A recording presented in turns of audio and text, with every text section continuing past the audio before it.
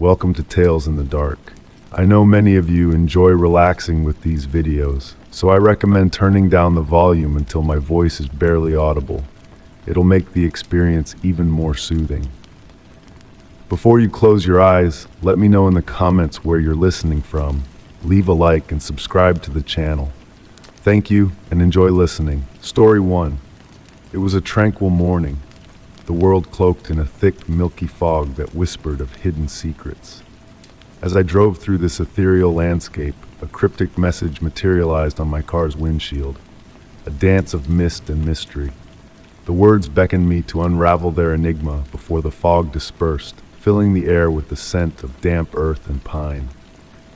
Intrigued, I slowed my pace, the soft glow of my headlights painting the mist with an otherworldly hue. Tracing the words with my fingertips, I felt the cool moisture beneath my touch, a sensation both eerie and comforting. The hum of my engine serenaded me as I pulled over, the distant wind chimes weaving a delicate melody with nature's awakening symphony. The fog enveloped me, creating a sanctuary where time moved at its own leisurely pace. The message slowly took shape. What whispers in silence but speaks to all? Each letter pulsed with a soft radiance, inviting contemplation. Through the passenger window, shadowy figures flitted in the mist, ephemeral and elusive. The air carried the fragrance of morning dew mingled with hints of honeysuckle and aged paper, stirring memories long forgotten. As I pondered the riddle, a new revelation unfolded before me. The mist outside my windshield seemed to respond, forming its own cryptic letters in a mesmerizing display. The chill in the air deepened, and I sought solace in the warmth of my jacket, a familiar anchor in the shifting mystery of the fog. With the strengthening light, the initial message faded, replaced by a profound truth. Memory whispers in silence, but speaks to all. The words resonated within me, stirring echoes of past moments altered by time's gentle touch. Old photographs materialized in the fog, fleeting glimpses of a narrative intertwined with my own. The distant chimes played a haunting tune, evoking a lullaby from a forgotten era. As the fog dissipated, nature revealed itself in all its grandeur, trees standing sentinel in the mist like ancient guardians. The earth beneath me seemed alive, pulsing with an unseen energy that harmonized with the unfolding mystery. In a hushed voice, I spoke the answer: memory. The word hung in the air, the fog responding with a swirling dance of images that flickered like memories on a reel. Faces, places, moments both familiar and foreign emerged, weaving a tapestry of connection to the past. As the fog lifted, a single droplet on my windshield held a lifetime of memories within its shimmering surface. Restarting my car, I ventured forth with a newfound awareness of the enigmatic beauty that surrounds us. The wind chimes faded into the distance, blending with the hum of my engine, while the fog lingered in my rearview mirror, a silent guardian of untold stories. Since that day, I find myself seeking messages in the morning mist, listening for the quiet whispers of hidden truths. In the liminal space between waking and dreaming, I glimpse answers to questions unasked, fleeting like letters in the mist. The riddle of the fog taught me that some mysteries are meant to be felt, to be experienced in the delicate balance between reality and reverie.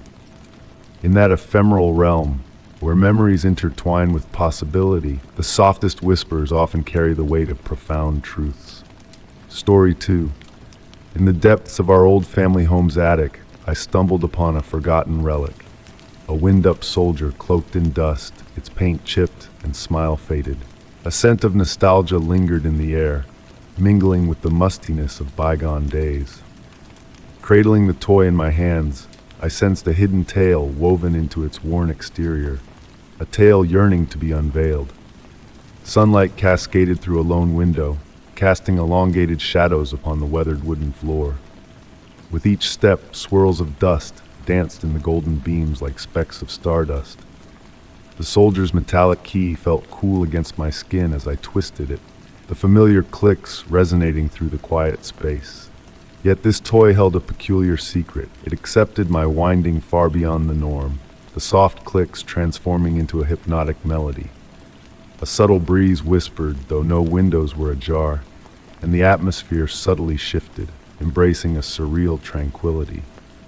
The soldier's once vacant eyes now held a depth that drew me in, capturing my attention.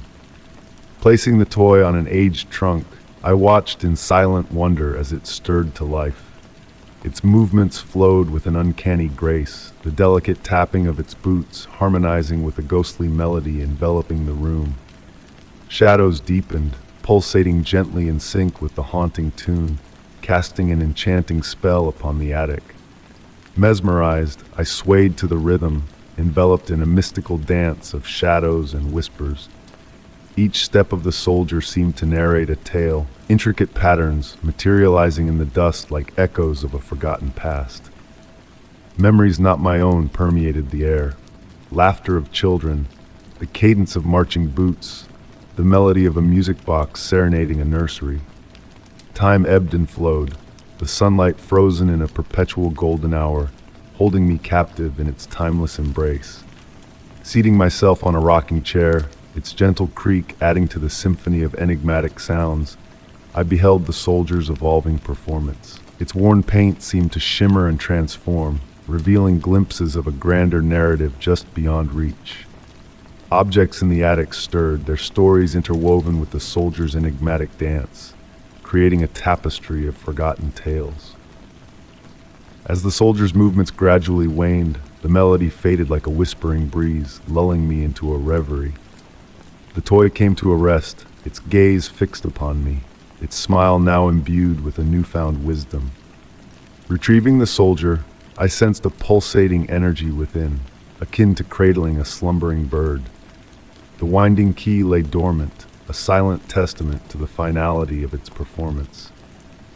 Wrapping the soldier in a cloth, I understood that the attic had resumed its ordinary guise, yet the silence now held a promise of untold stories waiting to be unraveled. Placing the toy on my bedside table that evening, I noticed its smile had transformed once more, a serene, knowing expression, as if it had found its long-lost home. In the hushed moments between wakefulness and slumber, the echo of a mysterious melody lingers, carrying with it the dreams and memories of those who had cherished this toy before me. Story 3. On a sun-drenched afternoon, as I tended to my garden, a serendipitous discovery unfolded before me. A loose floorboard in the corner of the old shed beckoned for attention. With cautious curiosity, I lifted it, revealing a hidden chamber teeming with relics and enigmatic trinkets. The air within was heavy with the fragrance of moist earth and ancient wood, carrying whispers of tales long forgotten. Golden sunlight filtered through the dusty window, casting soft patterns on the weathered tools and terracotta pots that adorned the space. Amidst the organizing of my gardening essentials, my foot stumbled upon the peculiar board, producing a hollow echo that resonated with untold possibilities. Kneeling down to investigate further, the aged wood yielded effortlessly to my touch, unveiling a narrow staircase descending into obscurity. As I descended, the musty scent grew more potent, enveloping me in a cloak of mystery. My hand trailed along the rough stone wall, guiding me deeper into the hidden realm. The temperature plummeted with each step, accompanied by the faint melody of water droplets echoing in the distance. Illuminated by the beam of my flashlight, shelves lined the walls, adorned with artifacts from distant times and faraway lands. Among the intriguing collection were delicate porcelain dolls, their eyes holding ancient secrets, and leather-bound journals filled with faded ink, narrating fragments of bygone lives. Brass instruments, though silent, seemed to resonate with forgotten melodies trapped within their aged forms. Yet, it was a peculiar music box that captivated me the most, its intricate design mirroring a scene from my own garden. Upon lifting its lid, instead of music, a gentle breath of spring flowers caressed my senses, defying the passage of time. Delving deeper, subtle details unveiled themselves, challenging my perception of reality. The room's dimensions hinted at an expanse beyond the shed's confines, extending beneath the very soil I tended above. Markings resembling celestial maps adorned the walls, depicting unfamiliar constellations that whispered of celestial mysteries. Hours drifted by as I immersed myself in the treasures of this underground sanctuary. The cool air pulsed with life, as if the room itself exhaled in a rhythmic dance. At times, a distant hum, like a forgotten lullaby, reverberated through the walls, lulling me into a trance-like state. In a corner lay a collection of aged photographs, capturing moments of discovery in my garden across different epochs. The expressions mirrored my own sense of wonder and contemplation, hinting at a shared experience spanning generations. The journals, with their cryptic writings and botanical sketches, hinted at a world intertwined with nature's hidden rhythms and secrets. With the changing light filtering through hidden crevices, the room transformed, casting shifting patterns that danced across the floor like ephemeral whispers. A peculiar key found in a hidden drawer sparked intrigue, its design hinting at unseen locks or perhaps mysteries meant to remain unsolved. Emerging from the depths, time seemed to have bent and twisted, leaving me disoriented yet enriched by the mysteries uncovered.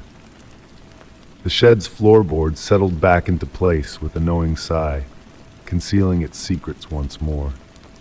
As twilight descended, I sat amidst my blooming garden, pondering the revelations of the hidden chamber. The flowers swayed with newfound significance, and the evening breeze carried whispers of ancient wisdom. I realized that this clandestine space had reshaped my perception of the world, unveiling layers of enigma and wonder.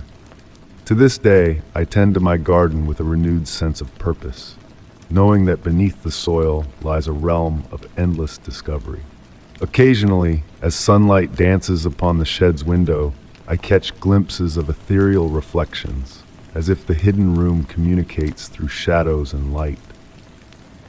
The mysteries of the underground chamber have woven themselves in the fabric of my daily existence, enriching each moment with a touch of the unknown. The secret remains mine alone, a tranquil enigma where time flows languidly and questions find solace in their unanswered state. The garden flourishes with an otherworldly vibrancy, occasionally adorned with artifacts from the hidden sanctuary below, carried forth by unseen currents of time and memory. The chamber beneath the garden shed endures as my sanctuary of gentle mysteries, a reminder of the boundless wonders waiting to be unveiled beneath the surface of the ordinary.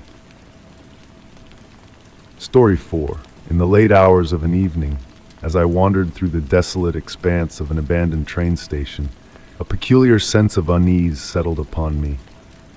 The hollow echo of footsteps, distinct from my own, reverberated through the dilapidated platform, where shadows clung to the crumbling walls and dusty air whispered of forgotten tales.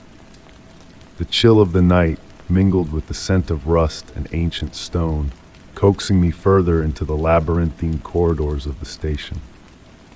As a photographer who sought beauty in decay, I was no stranger to the eerie tranquility of forsaken places. Yet this station exuded a different aura, a palpable sense of anticipation that hung in the stillness. Moonlight filtered through broken skylights, casting ethereal patterns upon the worn marble floors. Each step I took, stirring up delicate swirls of dust in the beam of my flashlight. The central hall stood frozen in time, a relic of a bygone era where wooden benches awaited passengers who would never return. Ornate brass fixtures adorned the walls, now cloaked in verdigris, while a colossal clock loomed above, its hands forever fixed at 11:47. The air was heavy with silence, punctuated only by the soft drip of water echoing in the distance. Amidst the quiet, a peculiar sound caught my attention, a rhythmic tapping akin to a secret code emanating from one of the darkened tunnels. The tapping neither grew louder nor softer as I drew closer, maintaining its enigmatic cadence.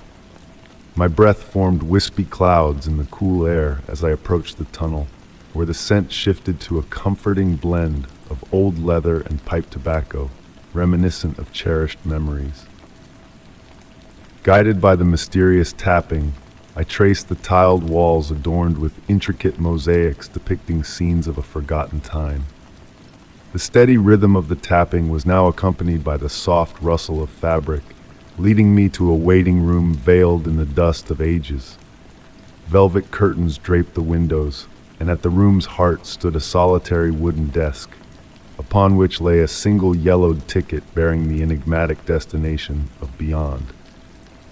Beneath the ticket, the tapping persisted, a haunting melody that ceased the moment my fingers brushed the aged paper. A profound silence enveloped the room, pregnant with anticipation, as the air grew warmer, carrying with it the faint echo of a distant train whistle. The ticket remained cool to the touch, defying the warmth that enveloped me, while the room subtly shifted in subtle ways that defied logic. Hours slipped by unnoticed as I lingered in that timeless space, entranced by the interplay of light and shadow, the phantom train's elusive presence, and the ever-changing words on the ticket that defied comprehension. With the arrival of dawn's soft light, a realization dawned upon me. The station had not been abandoned. It had merely transformed into a gateway between realms of memory and possibility. Leaving behind my camera, I retraced my steps through the shifting corridors, the station morphing around me like a half-remembered dream. To this day, the events of that night remain shrouded in mystery. The ticket with its cryptic destination, the ethereal sounds, and the enigmatic play of light and shadow, all lingering just beyond the veil of certainty. On quiet nights, when the world slumbers, I catch a fleeting whiff of old leather and pipe tobacco, and the distant tapping of messages meant for those who await their journey beyond. Story 5. In the hushed depths of the night, as I sifted through a trove of ancient letters, a single page captured my attention. The ink on that page shimmered softly under the gentle glow of my desk lamp, its elegant script pulsing with an otherworldly luminescence. The air around me carried a faint whisper of something mystical, mingling with the musty scent of aged paper, hinting at secrets waiting to be unveiled.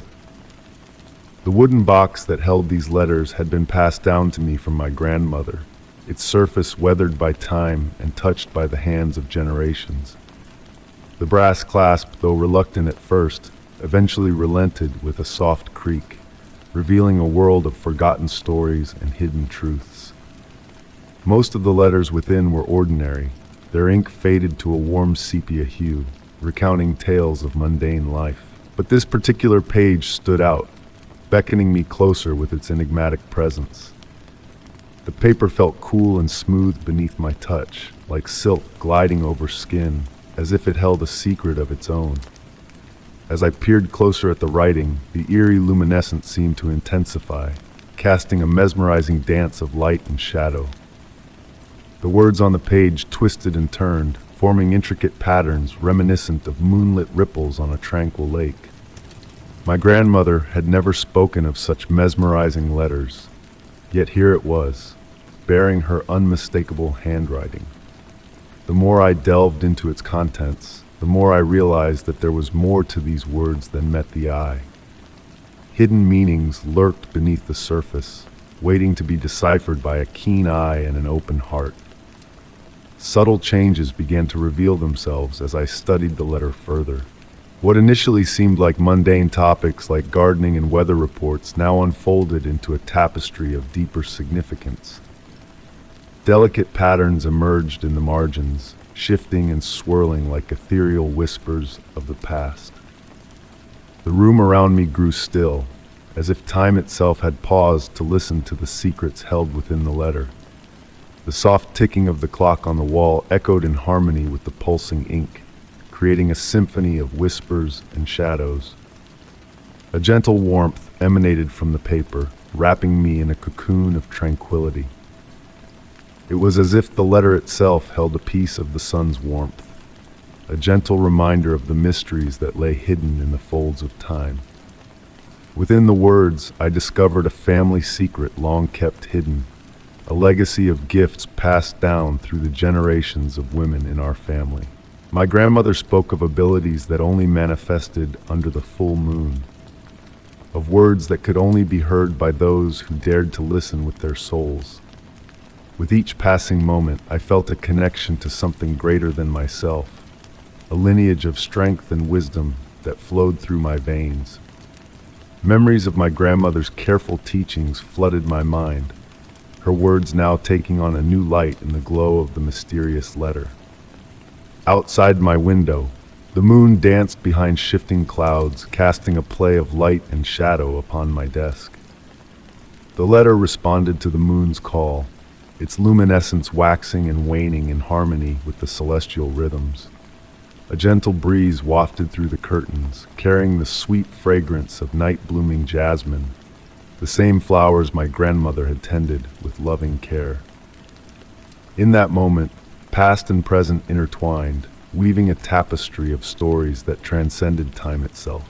I found myself compelled to write in my journal, using my grandmother's cherished fountain pen that now lay in my possession.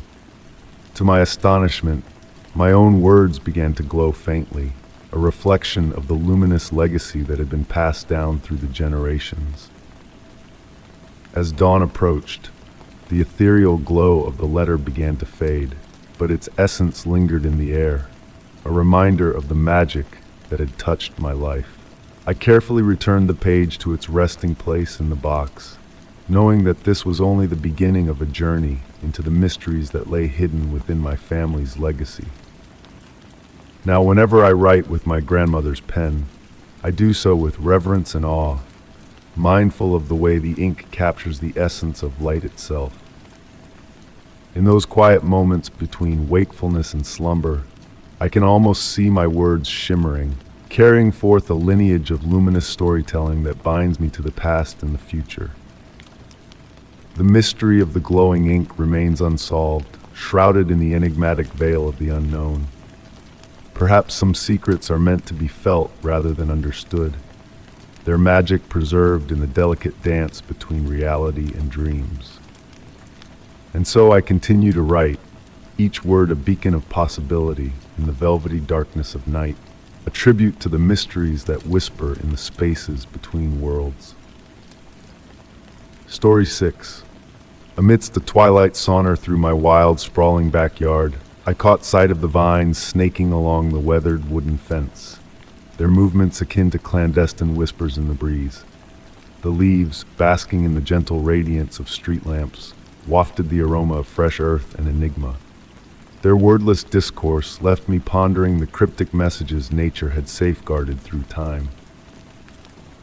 My nightly excursions through the garden had always been a source of solace, yet that particular evening carried an air of unusual stillness, a pause pregnant with anticipation. Drawing nearer to the fence, the delicate rustle of leaves evolved into a distinct, almost melodic hum. The vines had been a constant since my arrival, steadily claiming more territory with each passing season, but it was only now that I truly beheld their presence. The soft crunch of fallen leaves beneath my feet provided a rhythmic backdrop to the garden's nocturnal symphony. Crickets orchestrated their evening sonata, while a distant wind chime punctuated the air with crystalline notes.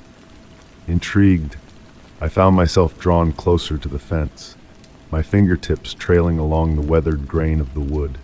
The texture felt familiar, yet somehow transformed, as if the fence itself had undergone a subtle metamorphosis under the embrace of the climbing vines. And there, beneath the lush greenery, barely discernible in the ambient light, I discovered intricate carvings etched into the wood. They bore no resemblance to any language I knew, yet exuded a peculiar familiarity, akin to words from a half-remembered dream. My fingers traced the shallow grooves, and in response, the vines seemed to shiver, their leaves quivering in the still night air. In the ensuing weeks, I established a ritual of visiting the fence each evening. I diligently documented the patterns, capturing them in a leather-bound journal that rested by my bedside. Sometimes I would linger for hours, listening to the murmured confidences of the vines while the moon wove its celestial path across the sky. The garden morphed into my sanctuary, a realm where time meandered languidly, akin to honey on a sunlit day.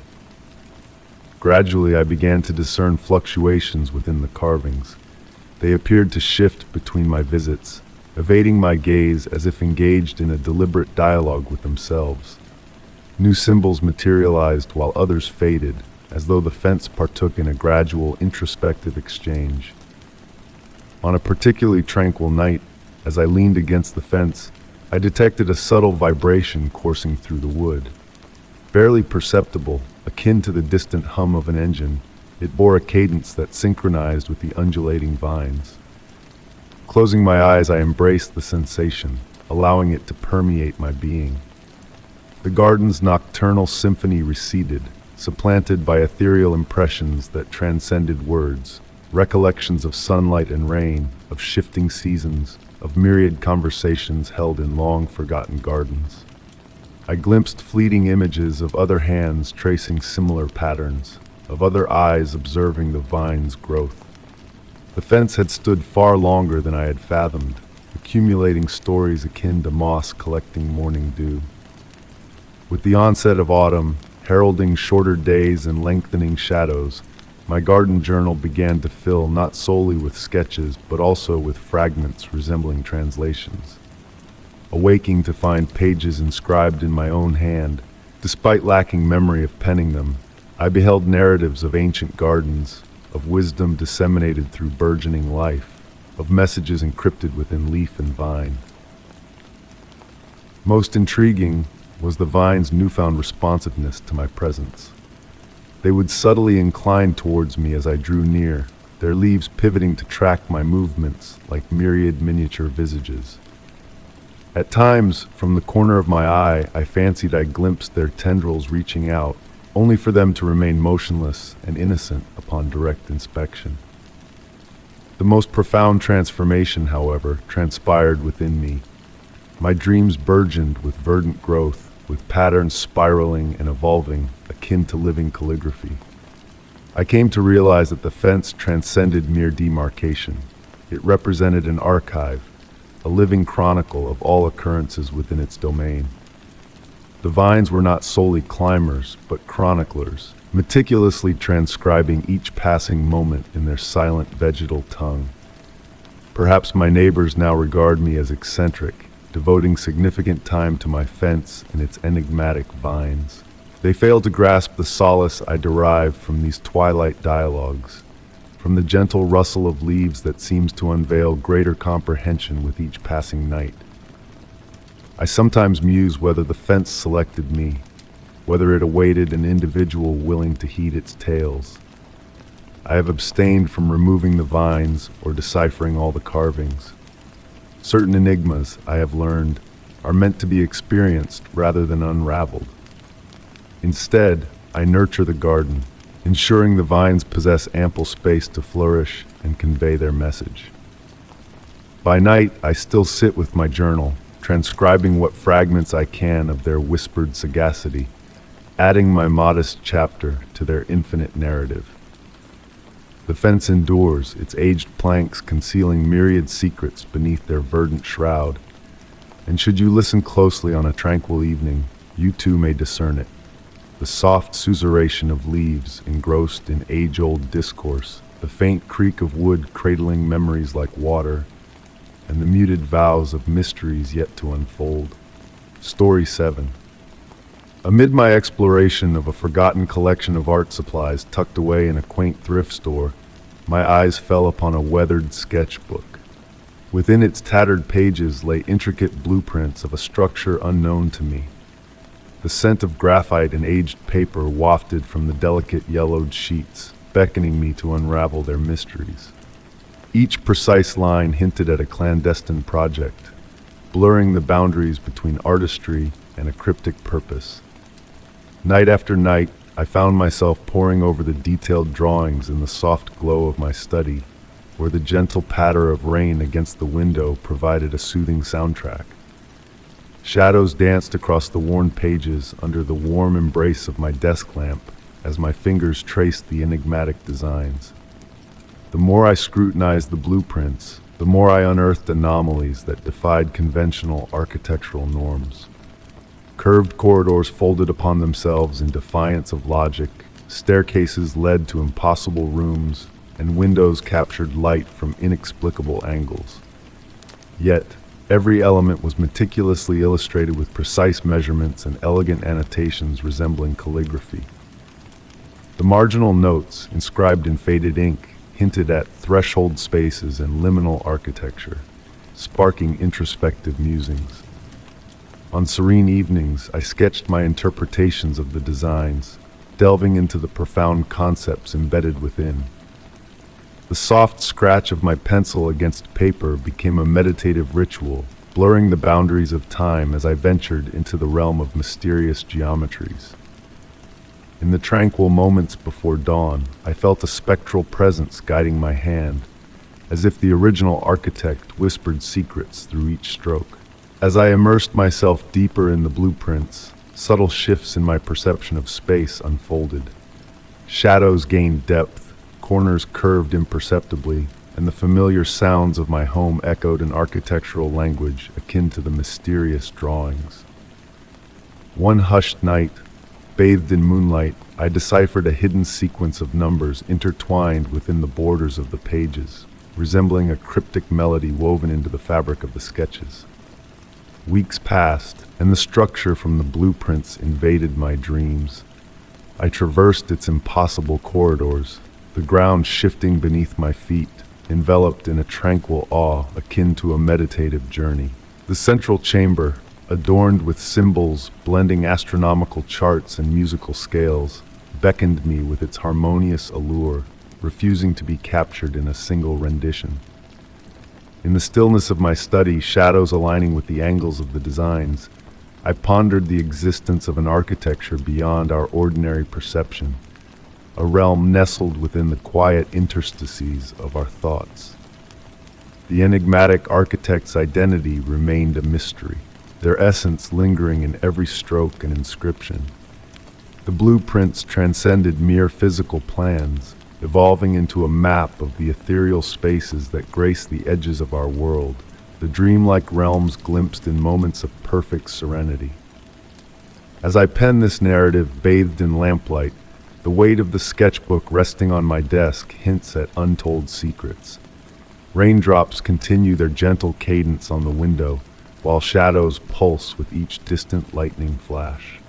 Embracing the enigma, I find solace in the unresolved questions that mirror a tranquil dream fading into wakefulness.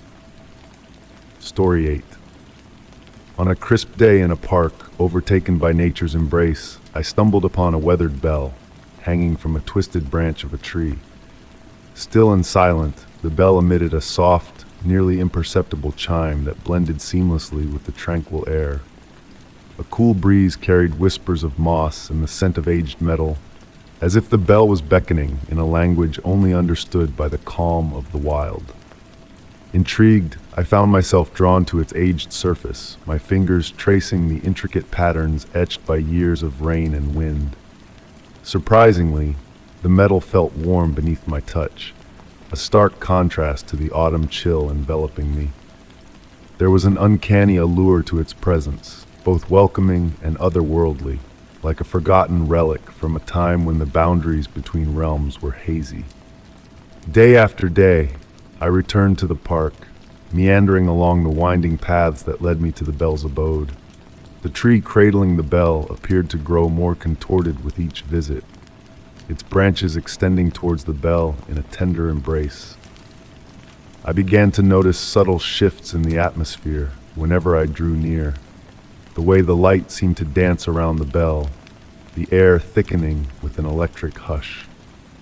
At dusk, when the park emptied of its bustling visitors, the bell's aura deepened.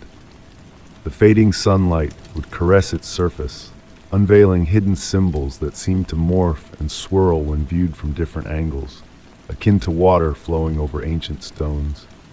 I carried a notebook, capturing these transient patterns before they vanished with the night.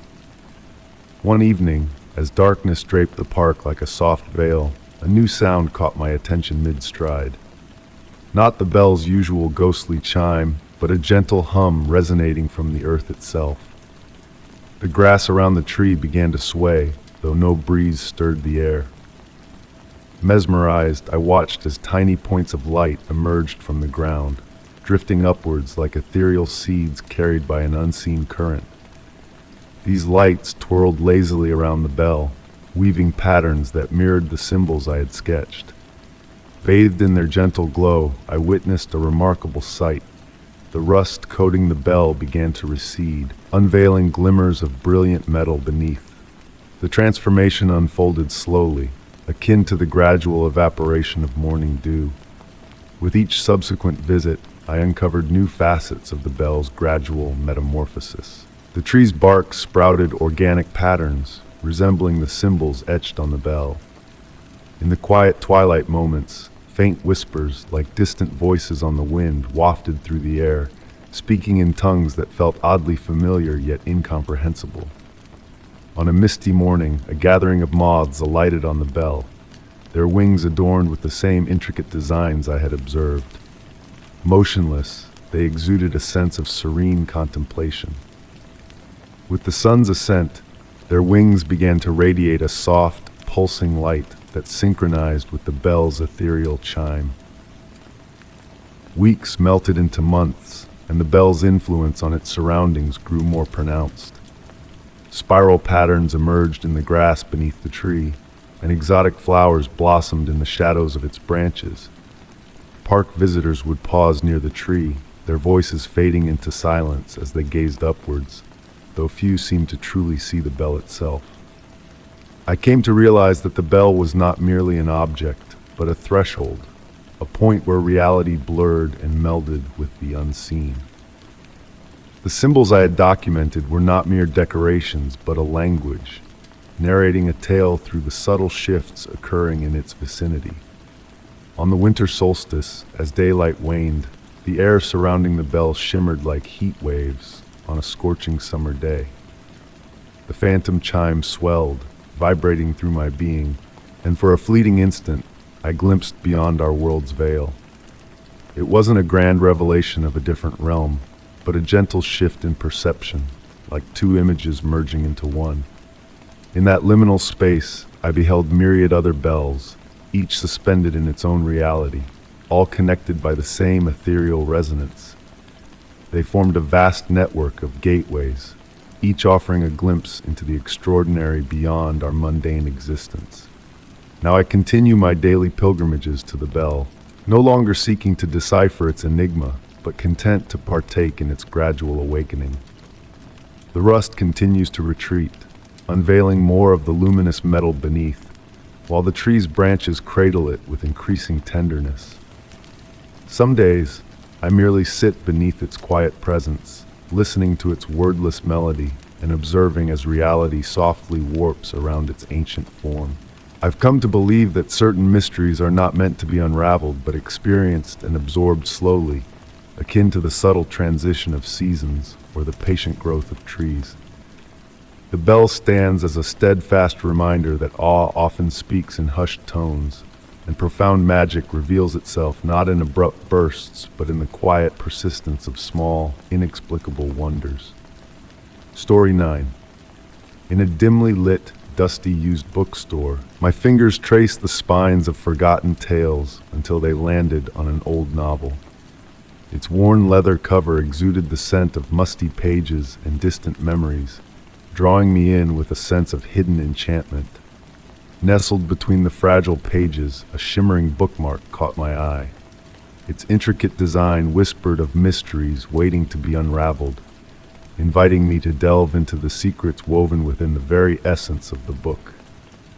That evening, as I sank into the embrace of my favorite reading chair, the soft glow of lamplight danced across the room, casting gentle shadows that seemed to move in harmony with the flickering flame.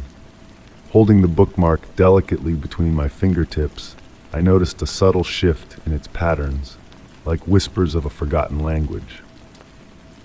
The metal itself felt alive, pulsing with a rhythm that mirrored the beating of my own heart. The novel, a collection of unassuming short stories about travelers and their adventures, appeared ordinary at first glance. Yet, as I turned the pages, the words seemed to shimmer under the influence of the bookmark's magic.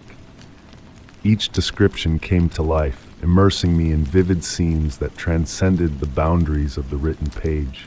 The familiar scent of old paper transformed into exotic fragrances, the crispness of a forest at dawn, the spices of a bustling market.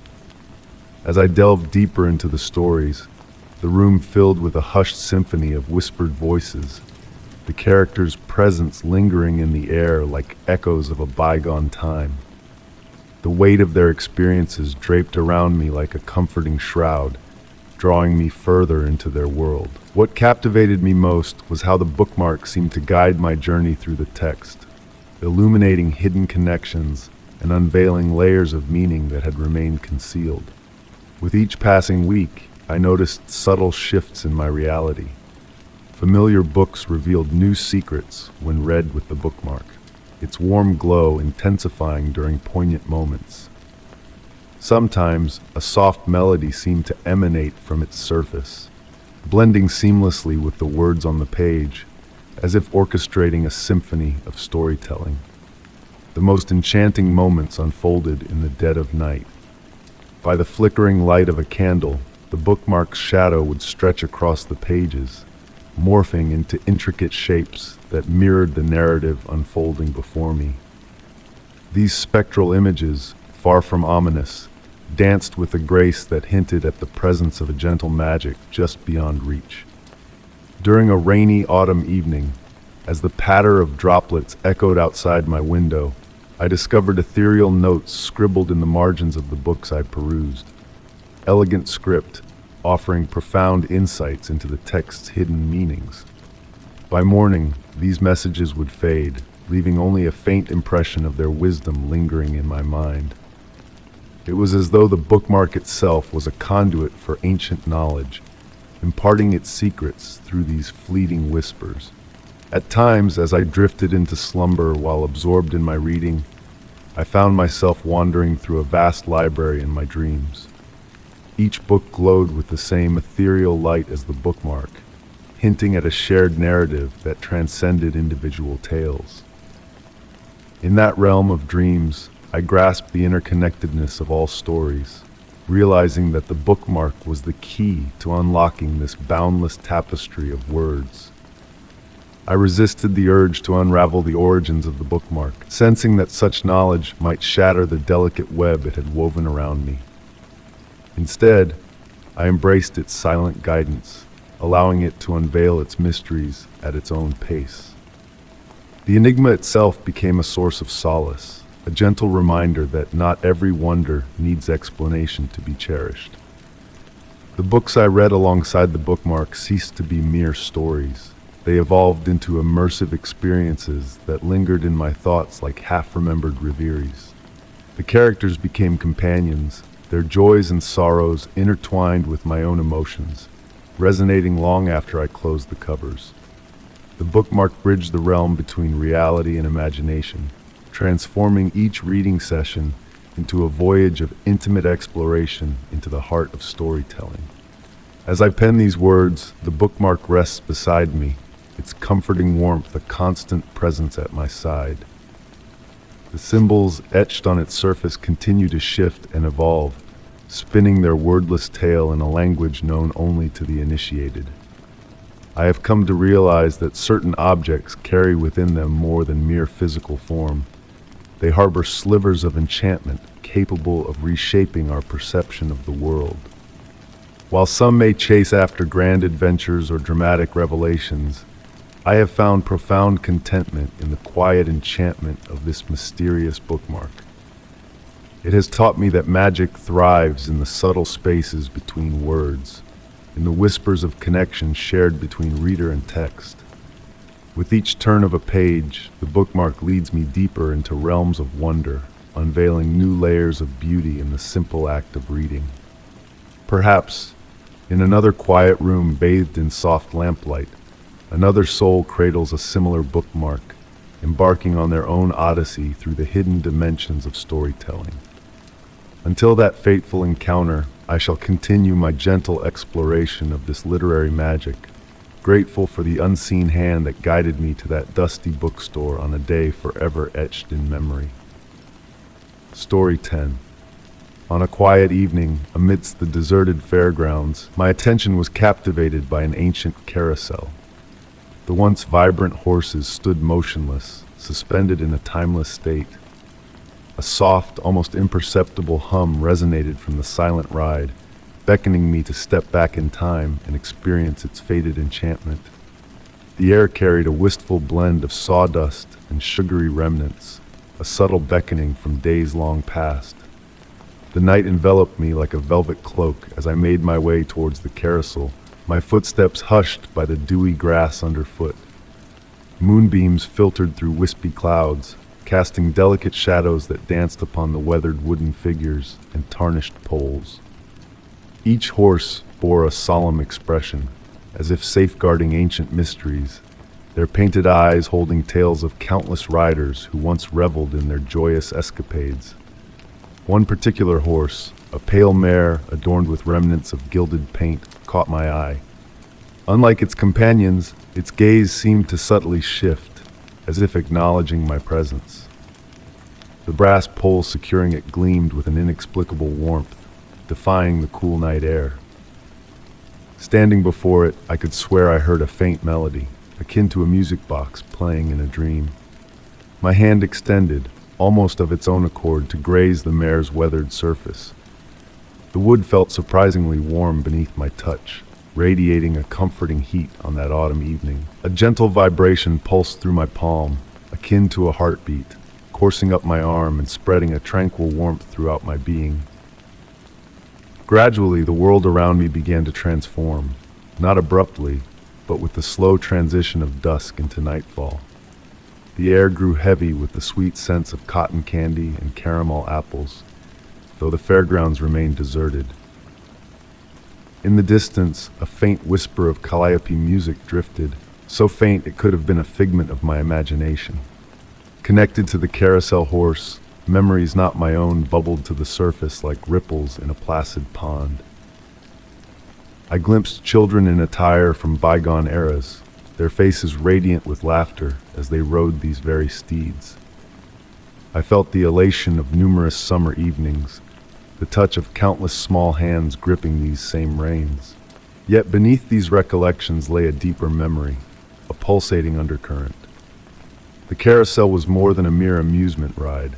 It was a custodian of moments, a guardian of time itself. Each revolution had gathered not just the mirth of its riders, but their dreams, desires, and silent entreaties whispered under the summer stars. The pale mare seemed to share its secrets with me, imparting them one gentle throb at a time. I learned that some riders had returned as adults, bringing their own offspring. Others had come alone in their twilight years, seeking to recapture a moment of pure bliss from their youth. The carousel retained them all, embracing them in its wooden heart. As these visions coursed through me, subtle transformations unfolded in my surroundings. The peeling paint on the carousel rippled and swirled, revealing flashes of its former grandeur. The tarnished poles exuded a faint luminescence, and the atmosphere grew laden with the weight of accumulated time. I realized I wasn't just reliving memories, I was being beckoned to become a part of them. The carousel extended an invitation for me to contribute my own narrative to its ancient tapestry. Time seemed to ebb differently now. The moonlight took on an opaline sheen, and I lost track of how long I stood there, my hand resting upon the pale mare's neck. The boundary between past and present blurred, akin to tissue paper in a gentle rain. Then a sight wondrous and spine-tingling caught my eye. Reflected in the carousel's central mirror, I beheld not just my own image, but echoes of others who had lingered in this very spot. Transparent forms, akin to watercolor paintings left to fade in sunlight, yet their expressions were lucid, serene, contemplative, ensnared in the same gentle enchantment that held me captive. I comprehended then what the carousel proffered. It didn't solely amass memories, but instants of serene stillness, of connections bridging past and present. Each individual who had paused here, touched by this ethereal magic, became a part of its eternal waltz. As the night deepened around me, a decision crystallized within me. I ascended the pale mare cautiously, settling into the saddle that had cradled countless before me. No melodies played, no gears turned, yet I sensed the subtle revolution of time encircling me like a serene carousel of stars. In that moment of perfect quietude, I melded into something greater than myself, a narrative lacking a commencement and conclusion, solely the perpetual cycle of the carousel's dance through time. The night embraced me tenderly as I lingered there, contributing my own hushed moment to the carousel's treasury of memories. Even now, I ponder whether others perceive it too, that subtle entreaty when they chance upon antiquated carousels at night.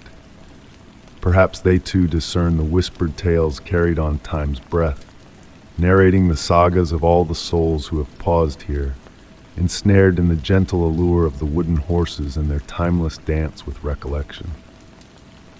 Story 11. On a serene, starlit night, I ascended the rusty fire escape of an aged apartment building, my curiosity leading me to the rooftop. What greeted me there was a wondrous sight. A series of captivating graffiti murals adorning the rooftop's expanse.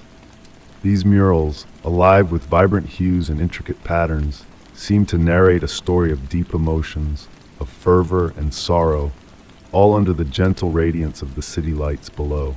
The cool night breeze, tinged with the essence of rain and concrete, enveloped me, creating an atmosphere that felt like I had stepped into the realm of an enigmatic artist, unseen yet profoundly present.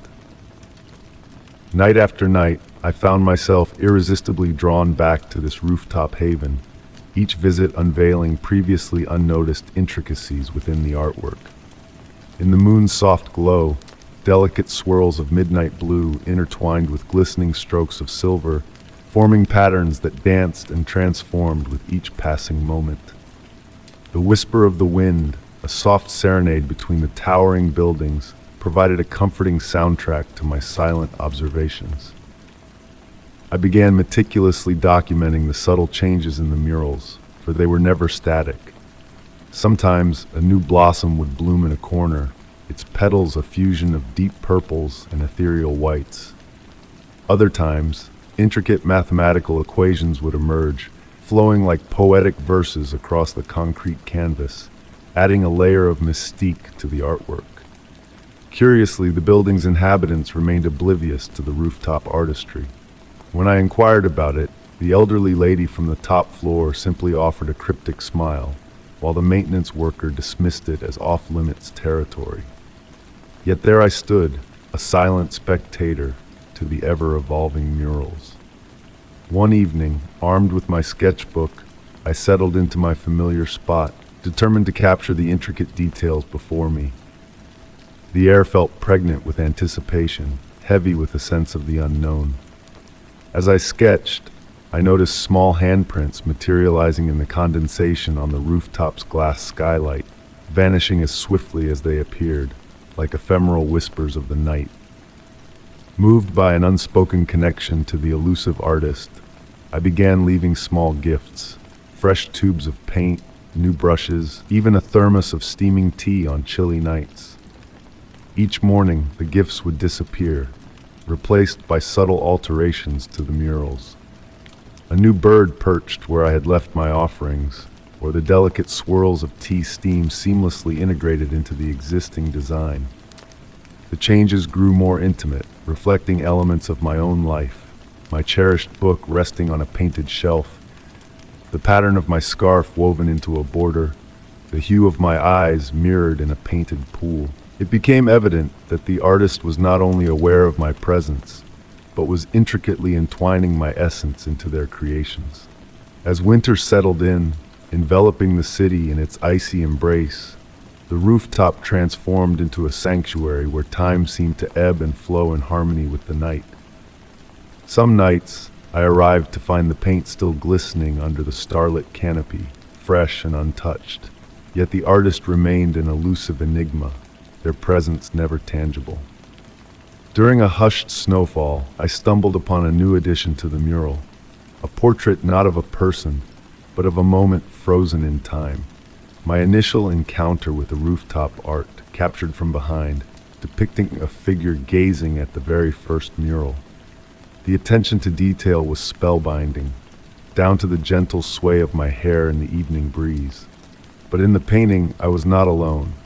A shadowy figure stood beside me, their hand outstretched, holding a brush dripping with starlight. Compelled by an inexplicable force, I reached out to touch the painted rendition of myself, only to find my fingers coated in a shimmering powder that sparkled like crushed diamonds. As I watched, the luminescent particles melded into my skin, leaving behind a subtle radiance that mirrored the hues of the murals. The following dawn, an irresistible urge to create seized me. Without hesitation, I picked up a brush that materialized beside me and began to paint. The colors flowed from within me, a cascade of memories and dreams translated onto the rooftop's canvas. At daybreak, I beheld my creation, realizing that my artistic style had seamlessly merged with that of the mysterious painter. Now, I comprehend why the building's residents remained silent about the rooftop artist. Some mysteries are not meant to be unraveled, but experienced in the depths of one's soul. On certain nights, I still ascend to the rooftop, unsure if my purpose is to create or to observe.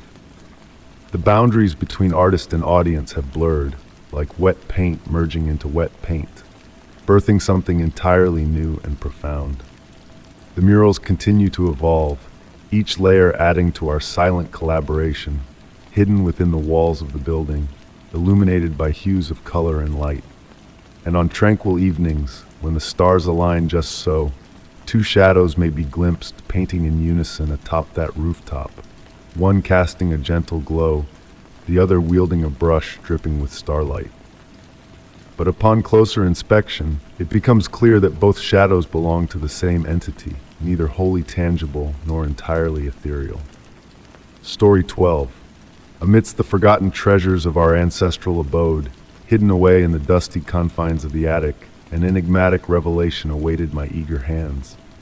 A bundle of aged letters, bound by a fragile ribbon, beckoned me with their faded allure.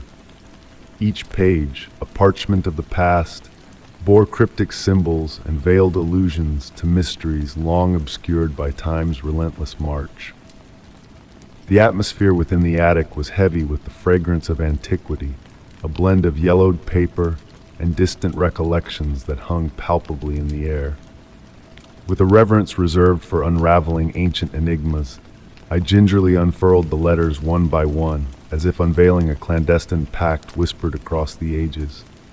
Outside, the autumn rain murmured its gentle lullaby upon the attic window, a soft cadence that harmonized with the rhythm of my own pulse.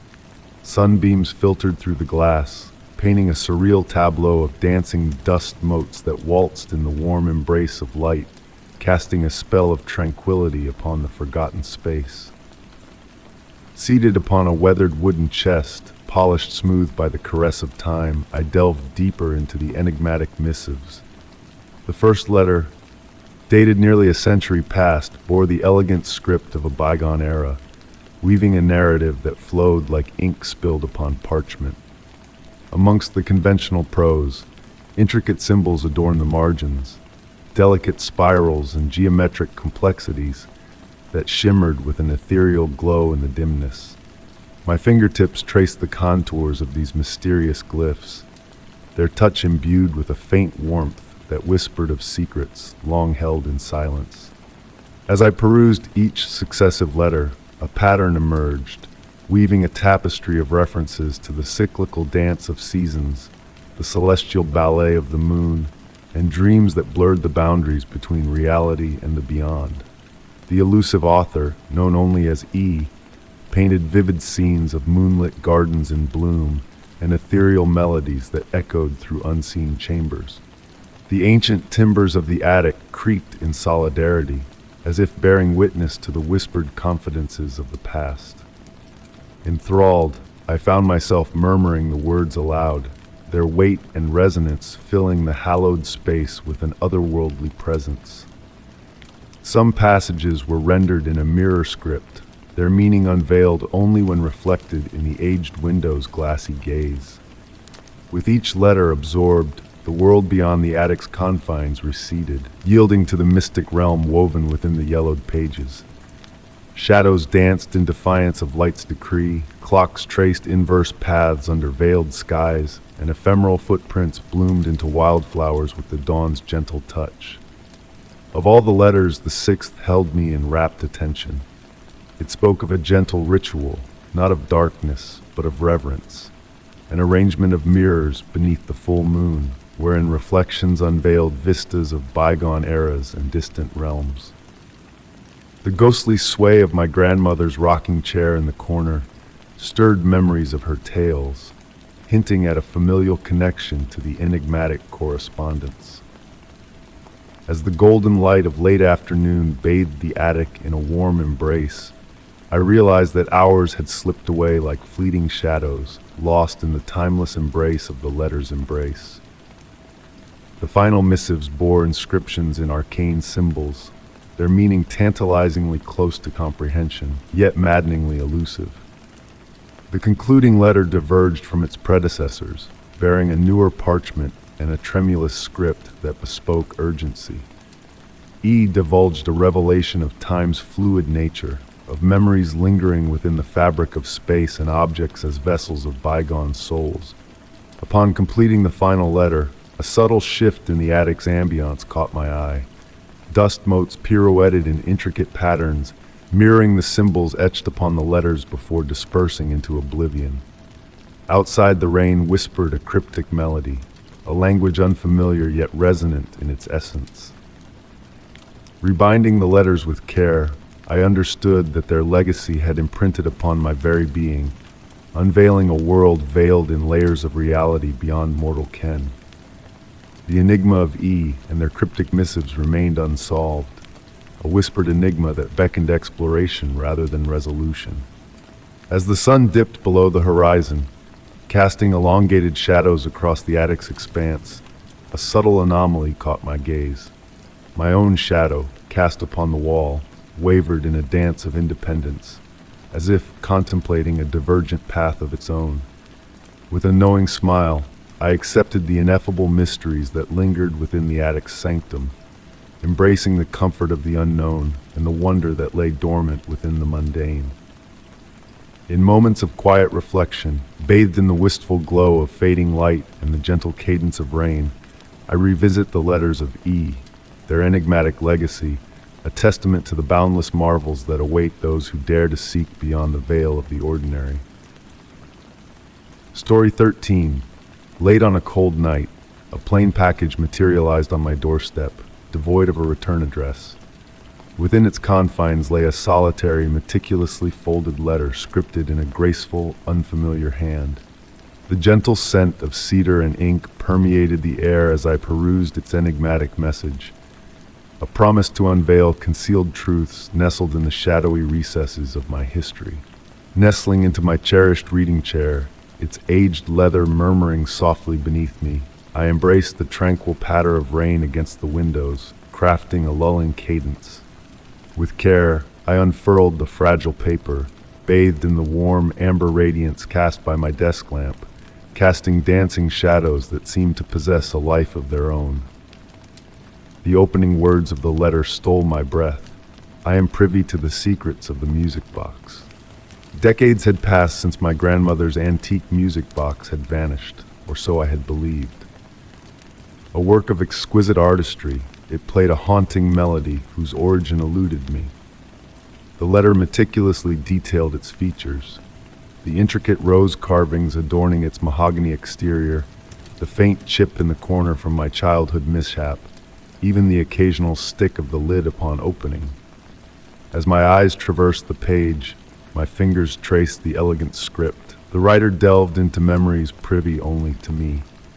The concealed nook behind the loose brick in my childhood home's garden wall, the recurring dream of an obstinate door, the curious assortment of keys I had amassed over the years. ignorant of their purpose. The steady beat of my grandfather clock provided a measured tempo to my racing thoughts. Each paragraph unfurled a new layer of enigma, weaving disparate fragments of my existence into an intricate tapestry I had never thought to question. The writer insinuated that these were not mere coincidences, but deliberate clues leading to a grander revelation. In my peripheral vision, my collection of keys hung from their brass hook, catching the lamplight. Had they always been arranged in that particular sequence? Rising slowly, I was drawn to them as if by an invisible tether. Each key now murmured its own tale. The weathered skeleton key procured from an antique emporium, the ornate brass key discovered in my garden, the diminutive silver key that materialized in my coat pocket one wintry morn. The letter hinted at a pattern, a concealed sequence in the ostensibly random events of my life.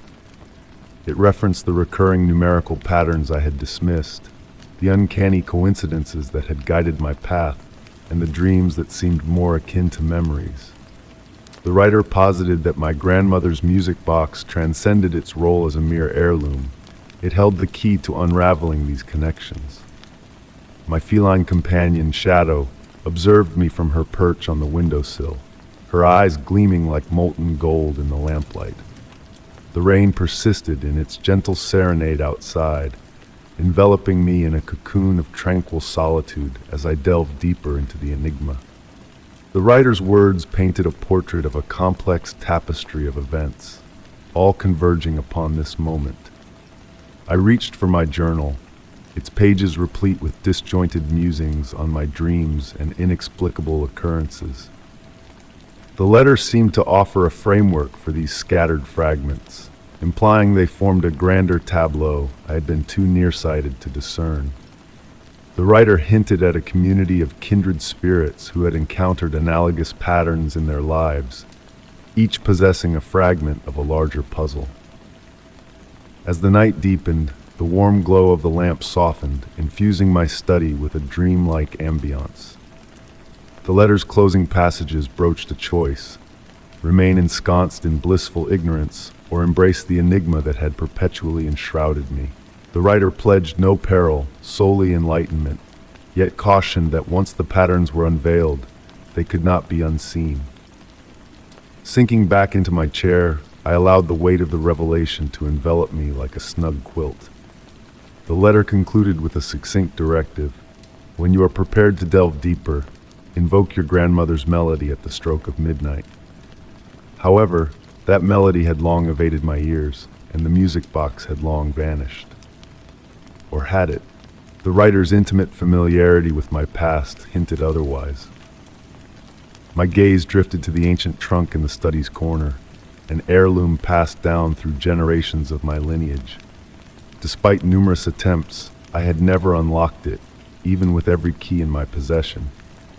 Now, under the gentle embrace of night, it beckoned to me with newfound purpose. Perhaps the answers I sought lingered closer than I had imagined, awaiting the opportune moment to unfurl. The rain waned, leaving behind a profound silence punctuated solely by the rhythmic exhalations of my feline companion and the grandfather clock's steady ticking. Tenderly folding the letter, I nestled it within my journal, cognizant that my existence had subtly but irreversibly shifted. Whatever enigma awaited me, I vowed to approach it with patience and curiosity, permitting the truth to unfurl at its own leisurely pace. As I readied for slumber, the letter's words reverberated in my thoughts, melding with the waning memory of my grandmother's music box melody. An intuition whispered that my dreams this night would be imbued with fresh significance, and that the morrow would inaugurate an extraordinary odyssey into the uncharted recesses of my own narrative. Story 14. On a tranquil night, amidst a sudden downpour, I ventured outside to retrieve my umbrella, only to find a peculiar sight: a trail of muddy footprints leading away from my door. The rain cascaded down with a steady rhythm, creating a soothing backdrop as I stood under the porch light, enveloped by the chill of the damp air. An unspoken presence lingered in the atmosphere, hinting at an unseen visitor whose silent passage left me both intrigued and unsettled.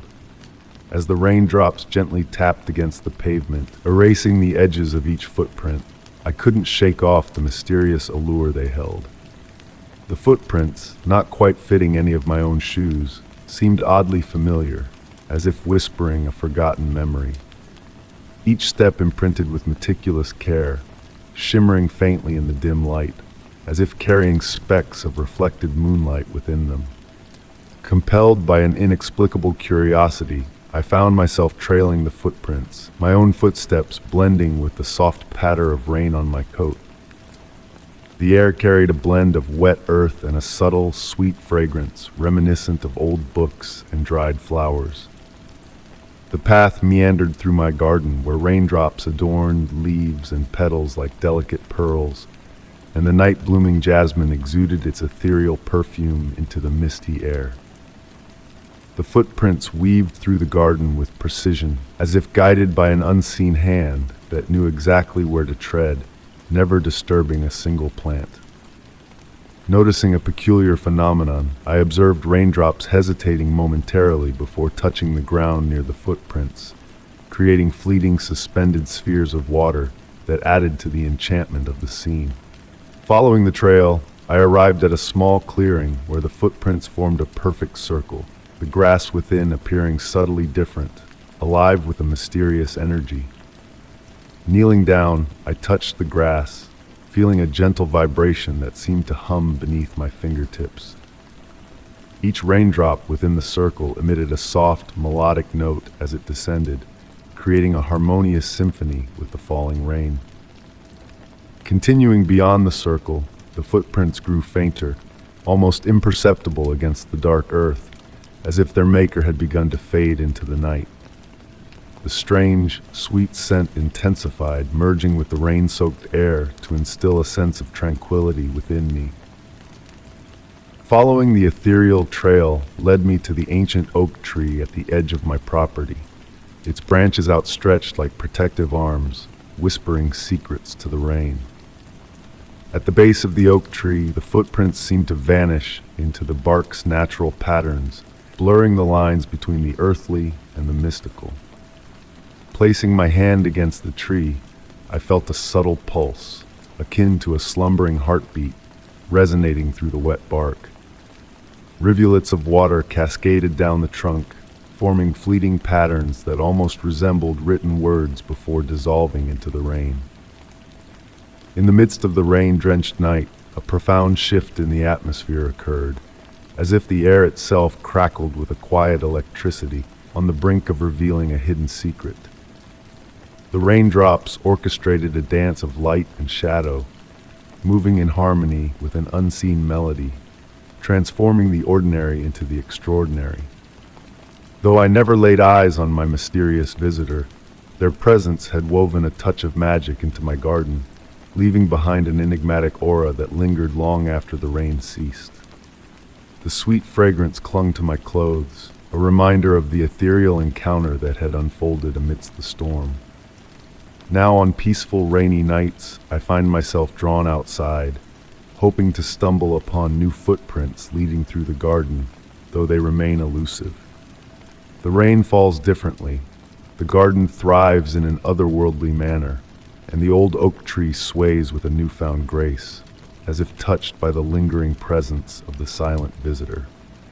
As I pen down these thoughts by lamplight, another storm looming on the horizon, I ponder if the visitor merely passed through or left behind a part of themselves intertwined with this place. Sometimes, as I drift into slumber with the rain's lullaby outside my window, I swear I hear distant footsteps harmonizing with the raindrops, a testament to the enduring mystery that envelops my garden, a reminder that some encounters transcend the boundaries of time and space. Story 15. Amidst a sudden deluge on an otherwise unremarkable evening, I sought refuge beneath an awning to evade the rain's embrace. The droplets hammered the ground with a hypnotic rhythm, but amidst the storm's cacophony, a faint, urgent whisper reached my ears. The cool, damp air carried the scent of rain and distant thunder, while the whispered words hinted at hidden truths the storm yearned to unveil. Enthralled by the symphony of raindrops dancing above me, the whisper returned, clearer this time, as if a voice lingered just beyond my shoulder. Turning, I encountered only empty space and encroaching twilight. Streetlights flickered to life, casting gentle halos in the misty air, beckoning me forward into a narrow alley nestled between weathered brick buildings. Under ordinary circumstances, I would have dismissed the urge as mere fancy, but this evening held a peculiar allure. The whisper bore no malice, its gentle persistence reminiscent of my grandmother's soothing bedtime tales.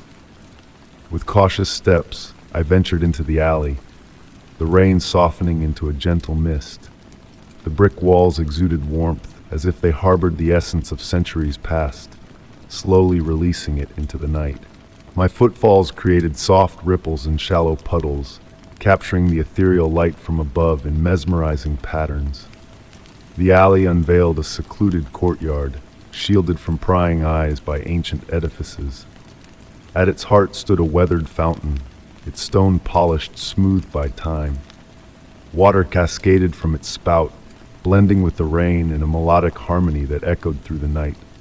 The whisper, now emanating from the fountain itself, grew stronger as I drew near. Clusters of small blue flowers encircled the base, their petals glowing with a mystical light pulsating in tune with the falling water.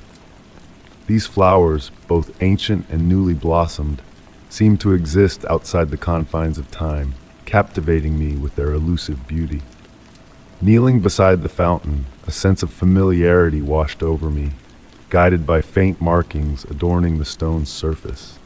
Tracing my fingers over the enigmatic symbols, they shifted and transformed, elusive like fleeting memories.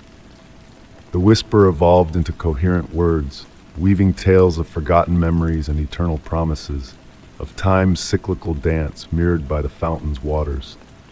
In the pool's reflection, glimpses of bygone eras and parallel lives shimmered, each fading like wisps of a dream upon waking.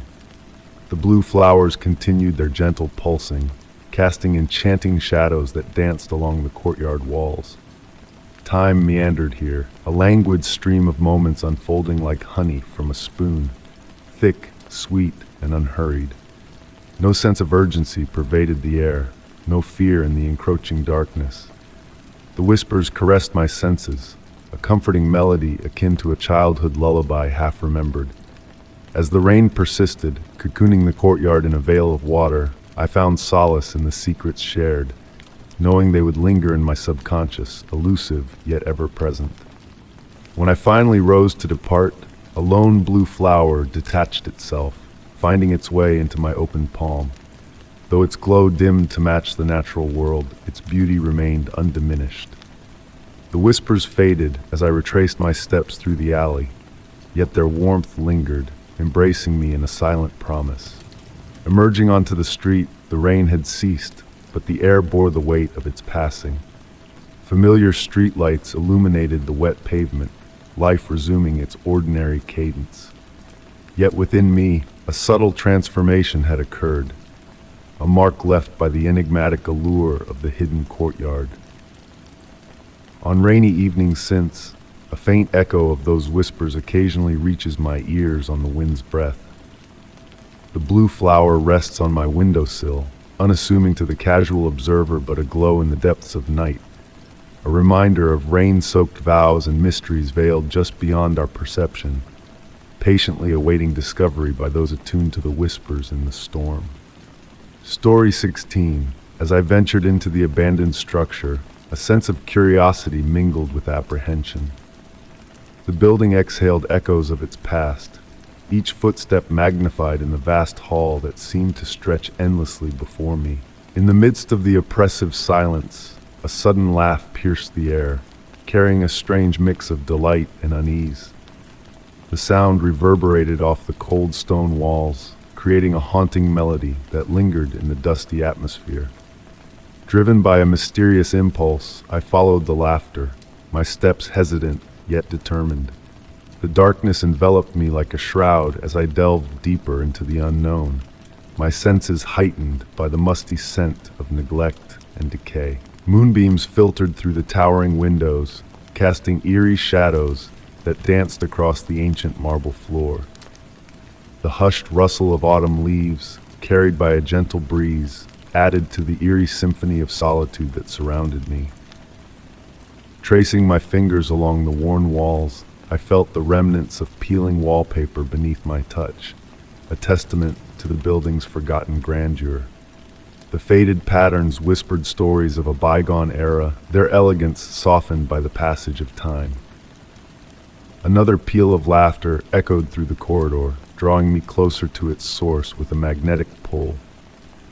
The scent of old books and lost memories wafted through the air, mingling with the palpable history that clung to the building's every corner. The grand staircase beckoned me upward, its ancient steps groaning softly under my weight, as if burdened by the weight of untold secrets. The polished wooden banister guided my ascent, its smooth surface a testament to the countless hands that had passed over it through the ages. With each step, the darkness shifted, transforming into a velvet embrace that soothed rather than threatened. On the second floor, a corridor lined with tarnished mirrors greeted me, their surfaces reflecting fractured moonlight in a surreal display. The laughter seemed to emanate from the very essence of the mirrors, their distorted reflections hinting at hidden movements just beyond my sight. A peculiar warmth enveloped me, defying the autumn chill outside and evoking memories of sun-drenched afternoons in forgotten libraries. The creaking floorboards beneath my feet murmured a whispered cadence, syncing with the rhythm of my own heartbeat and forging an intimate connection with the forgotten space. At the end of the hall, a slightly ajar door emitted a soft, golden glow that beckoned me closer. The laughter, now a soft, melodic hum, seemed to intertwine with the flickering light, creating an enchanting aura of mystery. Entering the room, my eyes fell upon an ancient phonograph, its brass horn casting intricate shadows in the dim light.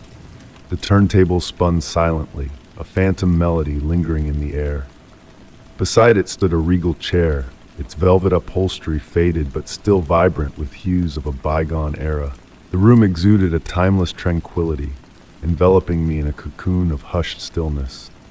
As I settled into the chair, its contours molding to my form as if anticipating my arrival, a sense of familiarity washed over me. The moon cast ethereal patterns on the walls, weaving tales of forgotten times in its silvery light. The laughter, now a gentle hum resonating deep within me, blurred the line between reality and reverie. Time seemed to lose its significance in that enchanted space, the boundaries between past and present dissolving like mist at dawn. When I finally stirred to depart, a lingering reluctance held me back, as if the room itself sought to retain a part of me. Though I never returned to that building, the memory of that mysterious encounter lingered like a haunting whisper in the depths of my mind. On quiet nights, when the world slumbers in stillness, the distant laughter echoes through my dreams, a spectral reminder of the enigmatic room and its secrets. In those fleeting moments between sleep and wakefulness, I ponder if I truly departed that place, or if a fragment of my being remains intertwined with its essence. Perhaps, like a lost melody waiting to be rediscovered, the laughter beckons to wanderers in the night, inviting them to uncover the mysteries that lie hidden within its walls. Story 17.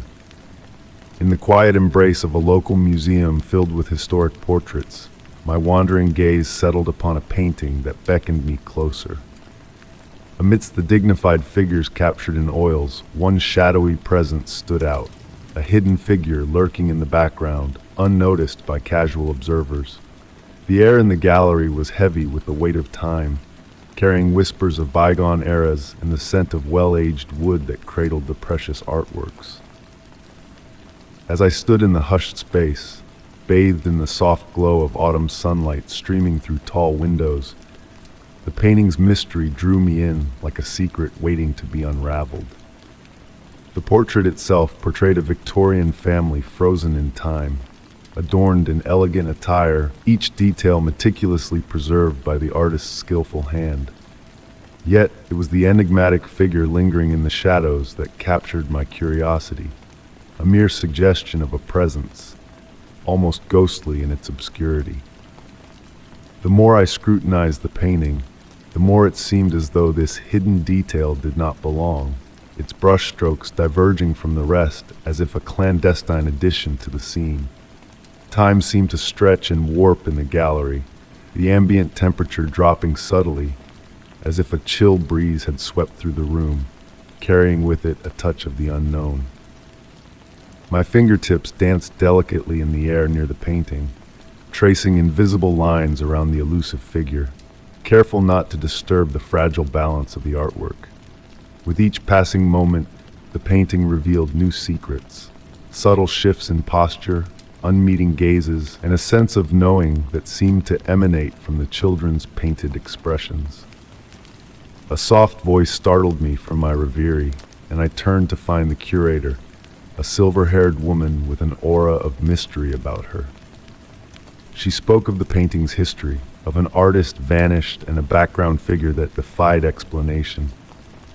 Her words wove a tapestry of intrigue and unease, hinting at a presence within the portrait that transcended mere paint and canvas.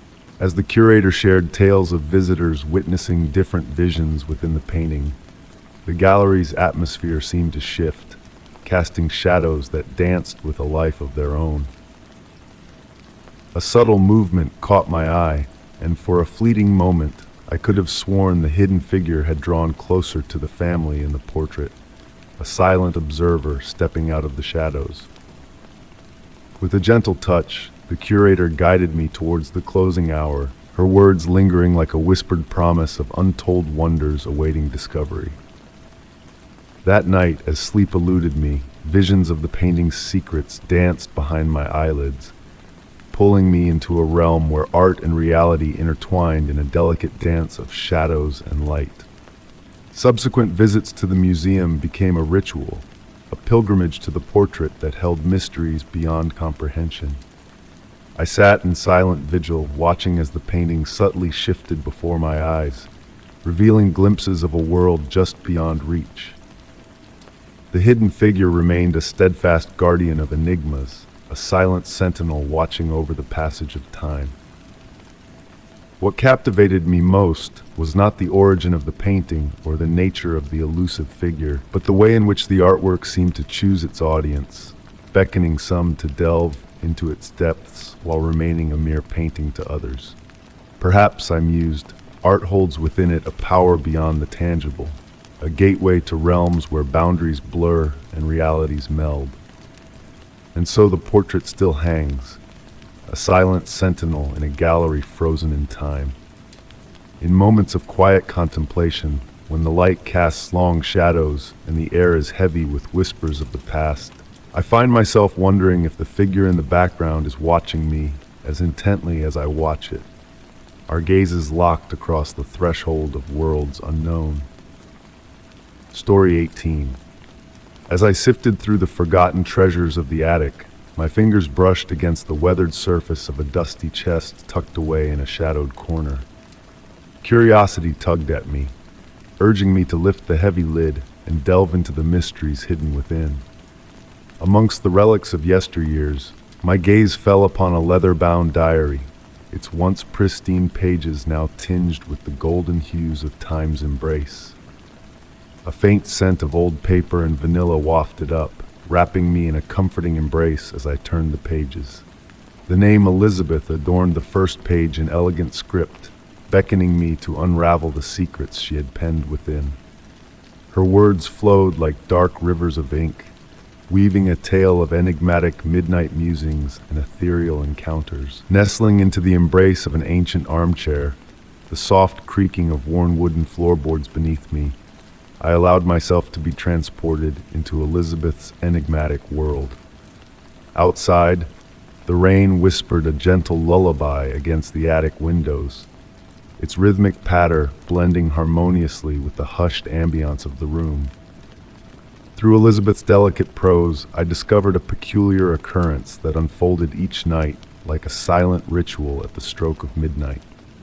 A soft, mysterious humming would permeate the stillness of her chamber, a melodious echo akin to distant wind chimes carried upon a summer breeze. 7 minutes it would linger, a fleeting symphony before vanishing into the depths of darkness. With each turn of the page, Elizabeth's narrative unfolded like petals unfurling under the moon's watchful gaze. Her descriptions grew more intricate, painting vivid portraits of the play of light and shadow that danced within her room during these mystic episodes. Shadows, not menacing but animated, as if whispering secrets that eluded comprehension, beckoning her into a realm beyond the tangible. Yet, it was her accounts of a recurring dream that captivated me most. In this dream, she wandered through a boundless library, its shelves adorned with volumes clad in the same weathered leather as her cherished diary. Each tome revealed its secrets through mirror writing, illuminated only by the silvery glow of the moon. Despite her efforts, the revelations slipped through her grasp upon waking, leaving behind a profound sense of fleeting enlightenment. Pressed between the pages, delicate flowers lay preserved with meticulous care, violets, forget-me-nots, and sprigs of lavender, each a silent witness to the mysteries Elizabeth chronicled. The lavender, a constant companion during nights of heightened humming, when the air vibrated with unspoken truths. Gradually, she recognized her role as a custodian of a legacy, hinted at by the enigmatic whispers of the night. A subtle chill crept through the attic as I neared the final entries of the diary. Elizabeth's farewell words bore a tranquil acceptance, a serene acknowledgement of her newfound purpose as a guardian of the unknown. She alluded to a passing of knowledge, a gentle transition from one custodian to the next, cloaked in the veil of midnight's mysteries. Closing the diary, I sensed a faint warmth emanating from its leather cover, as if a dormant ember glowed within its confines. The rain outside continued its gentle serenade, now imbued with a newfound significance. A glance at the clock stirred a flicker of anticipation within me, a silent question lingering: would the midnight hum grace my ears as well? In the days that followed, the diary remained by my side, a silent sentinel of secrets yet unveiled. In the quiet interludes between wakefulness and slumber, I found myself attuned to the echoes of distant wind chimes, a reminder of the ethereal connection that bound Elizabeth's world to mine. Resting upon my bedside table, the diary exuded an aura of both solace and intrigue, a beacon beckoning me towards untold revelations. On certain moonlit nights, when the world hushed in reverence to the celestial glow, the shadows in my chamber seemed to stir with a subtle vitality, a dance of secrets whispered on the breath of night. Though my own entries remained unwritten, I began to press flowers between the blank pages, an homage to the enigmatic legacy that awaited its unveiling. Somewhere, amidst the petals and moonlight, I sensed the promise of understanding, a gradual unfurling of mysteries destined to blossom in their own time. And so I embraced the quiet certainty that some secrets, like petals unfurling in the moon's tender gaze, are meant to reveal their splendor in the fullness of time. Story 19. In the hush of twilight, as I tended to my unassuming backyard garden, a curious discovery unfurled before me. Nestled within the fertile earth, intricate footprints whispered a silent tale of mystery. Delicate and purposeful, they beckoned me towards a tangle of verdant shrubbery, their presence shrouded in enigmatic allure. The air, redolent with the essence of burgeoning blossoms and newly turned soil, carried a hint of something unseen, a subtle presence that lingered on the edge of perception. Kneeling to trace the trail of prints, a peculiar sensation of being observed enveloped me in a cocoon of quiet introspection. Sunlight filtered through the canopy above, casting ethereal patterns that waltzed upon the ground, a dance of shadows in the fading day. My garden, a haven of tranquility where time ebbed and flowed like a gentle stream, now cradled an atmosphere tinged with an enigmatic aura. The rustle of leaves in the breeze, the soft symphony of birdsong, usually my companions in solitude, now seemed to echo with an unfamiliar cadence.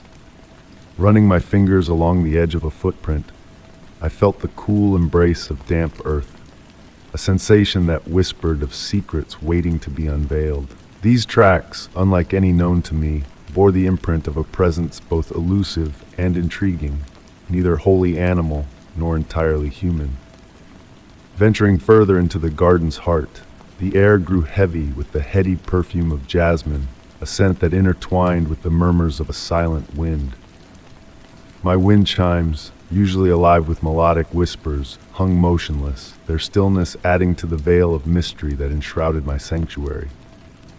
The footprints, like breadcrumbs left by an unseen wanderer, led me inexorably towards an ancient stone fountain, its waters a gentle murmuring chorus to my exploration.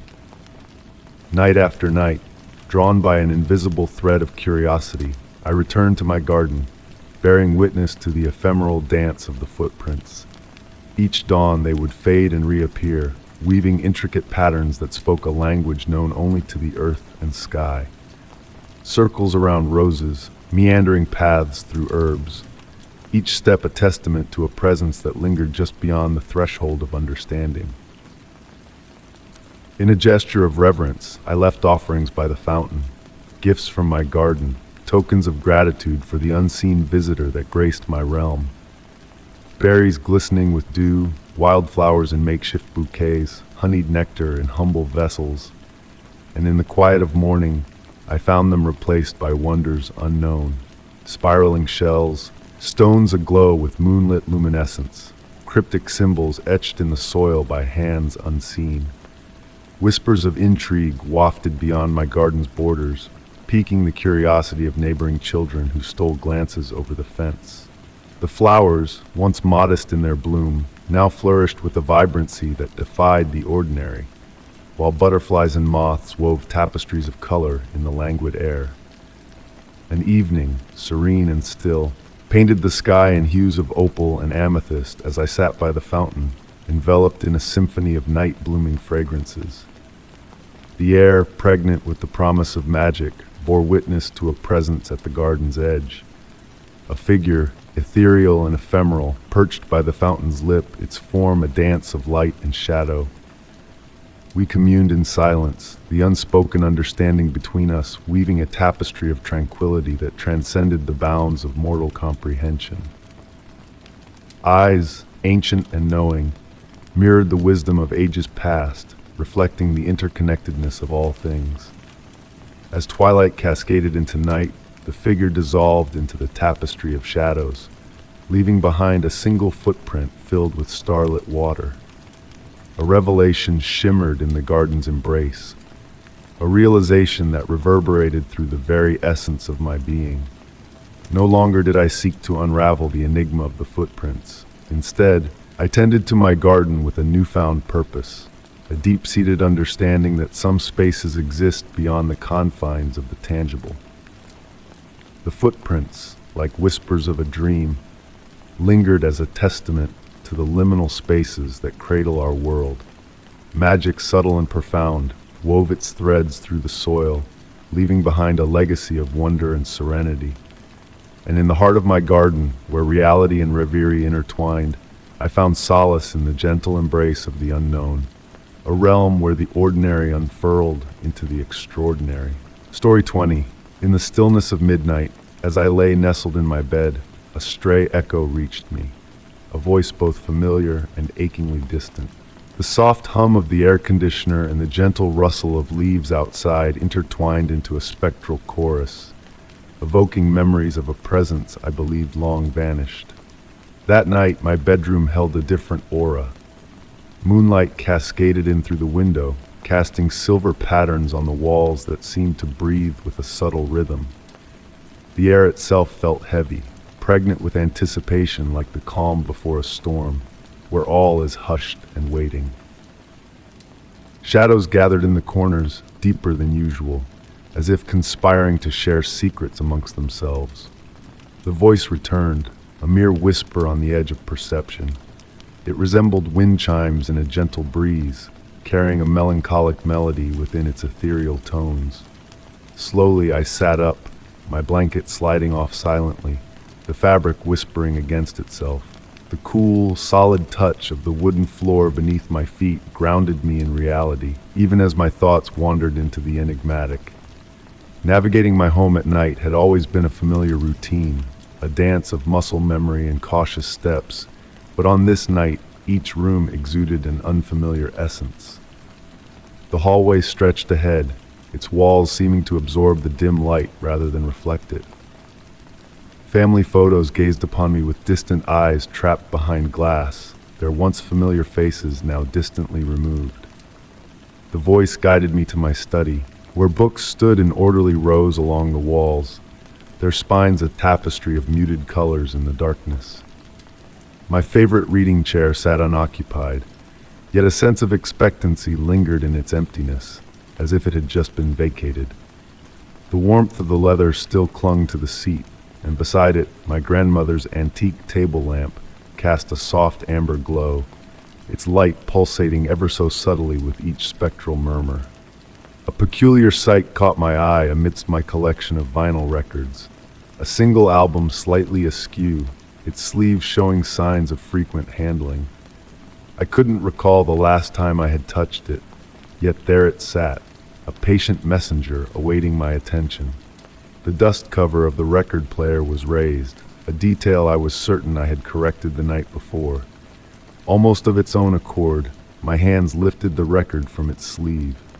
The vinyl glinted in the lamplight, creating mesmerizing circles of reflection that spiraled towards the center, beckoning like a hypnotic trance. Placing it on the turntable, the needle found its groove unaided, and music began to play.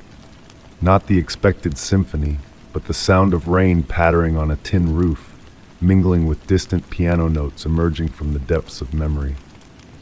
The voice intertwined with these sounds, more defined now, uttering words that felt like fragmented whispers from a dream. It spoke of summer evenings on a porch swing, of vows exchanged under starry skies, and of time slipping away like sand through gentle fingers. My grandmother's antique clock ticked steadily in the corner, each swing of the brass pendulum feeling elongated, stretching time itself. It spoke of her, conjuring memories of evenings spent listening to her tales, her hands busy with needlework under the warm glow of the same lamp. Did she hold knowledge of this voice? Had she left me a message only now unraveling before me? The room's atmosphere shifted subtly, currents of air causing the lamp's light to dance. Shadows bore varying depths of darkness, revealing intricate patterns reminiscent of the lace doilies my grandmother used to craft, designs hinting at concealed meanings. Sinking into my reading chair, its familiar embrace enveloped me as the voice continued its spectral soliloquy. Its cadence synchronized with the clock's pendulum, weaving a hypnotic symphony of memory and enigma.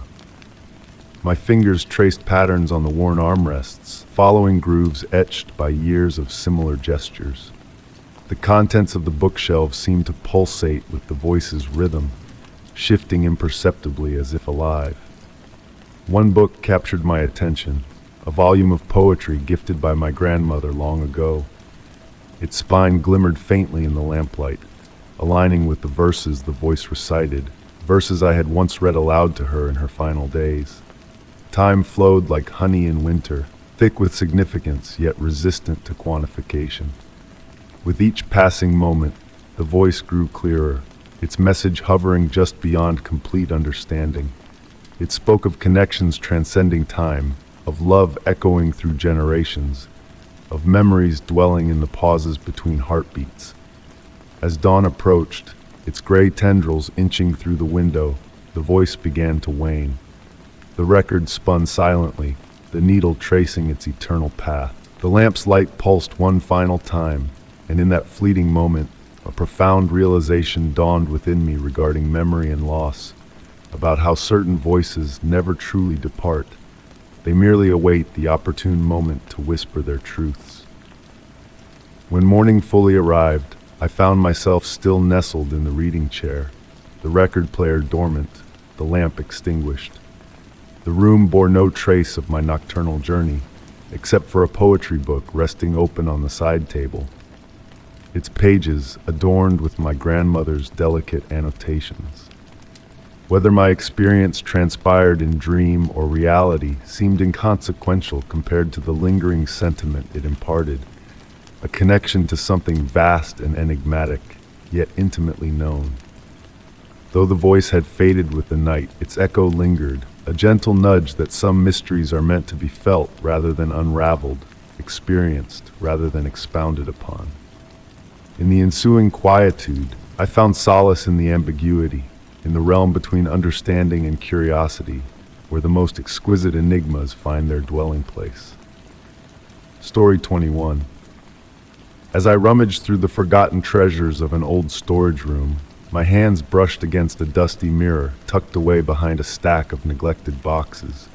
With a gentle swipe, I unveiled its reflective surface, and my own image blurred and twisted, revealing fleeting glimpses of moments yet to unfold. The air around me was heavy with the scent of aged fabric and weathered wood, enveloping me in a cocoon of nostalgia and anticipation.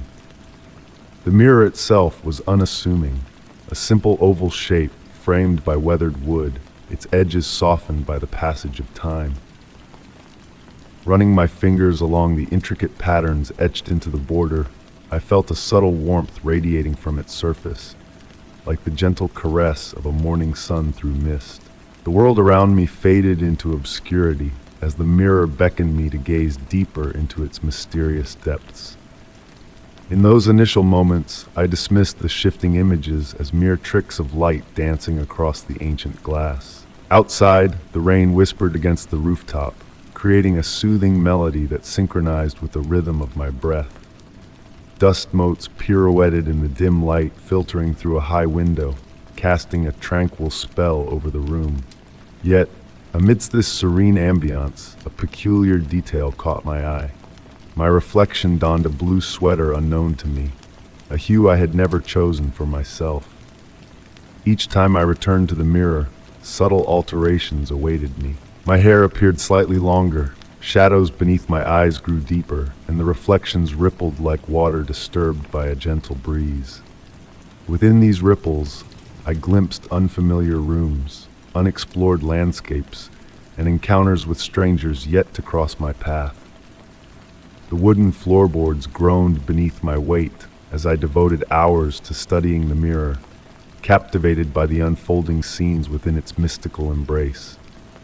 I witnessed myself engrossed in books I had never owned, conversing with faces unbeknownst to me, and strolling through gardens that existed solely within the mirror's enigmatic realm.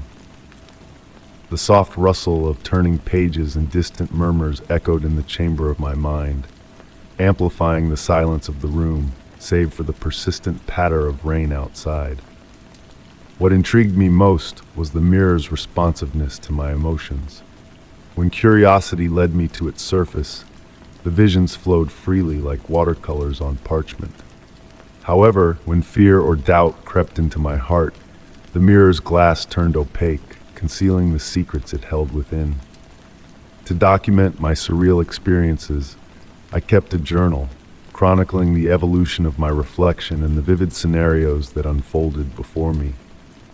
The scratch of pen against paper became a meditative ritual, accompanied by the faint ticking of an ancient clock hidden somewhere in the recesses of the storage room.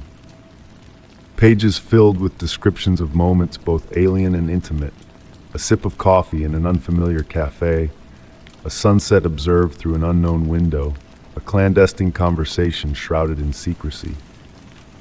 Sometimes the mirror revealed me in familiar attire, occupying recognizable spaces, yet everything appeared subtly distorted, as if seen through a lens of surrealism.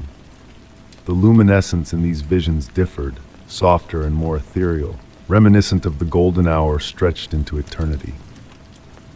As weeks elapsed, patterns emerged, and certain visions recurred with increasing clarity, foreshadowing details that would later materialize in my reality. Amidst the clarity, countless enigmas persisted. Shadows flickered at the periphery of my vision. Cryptic inscriptions in foreign tongues floated beneath the mirror's facade, and the air thickened with the weight of myriad potential destinies lurking beneath its glassy surface. The most disconcerting moments arose when discrepancies surfaced in my reflection. An unseen scar, a smile askew, eyes that harbored knowledge beyond my ken. I safeguarded my revelations, reluctant to share the mirror's enigmatic allure with another soul. How could I articulate its rhythmic pulse, its prophetic visions of days yet to dawn? Thus, I maintained my solitary vigil, bearing witness as reality intertwined with possibility within the mirror's profound depths. As summer waned into autumn, the visions grew distant, fading like stars at daybreak. The mirror's touch cooled, and the images it projected blurred into obscurity, veiled behind a frosty shroud. Perhaps it signaled the end of its revelations, or perhaps I had gleaned all it deemed fit to disclose.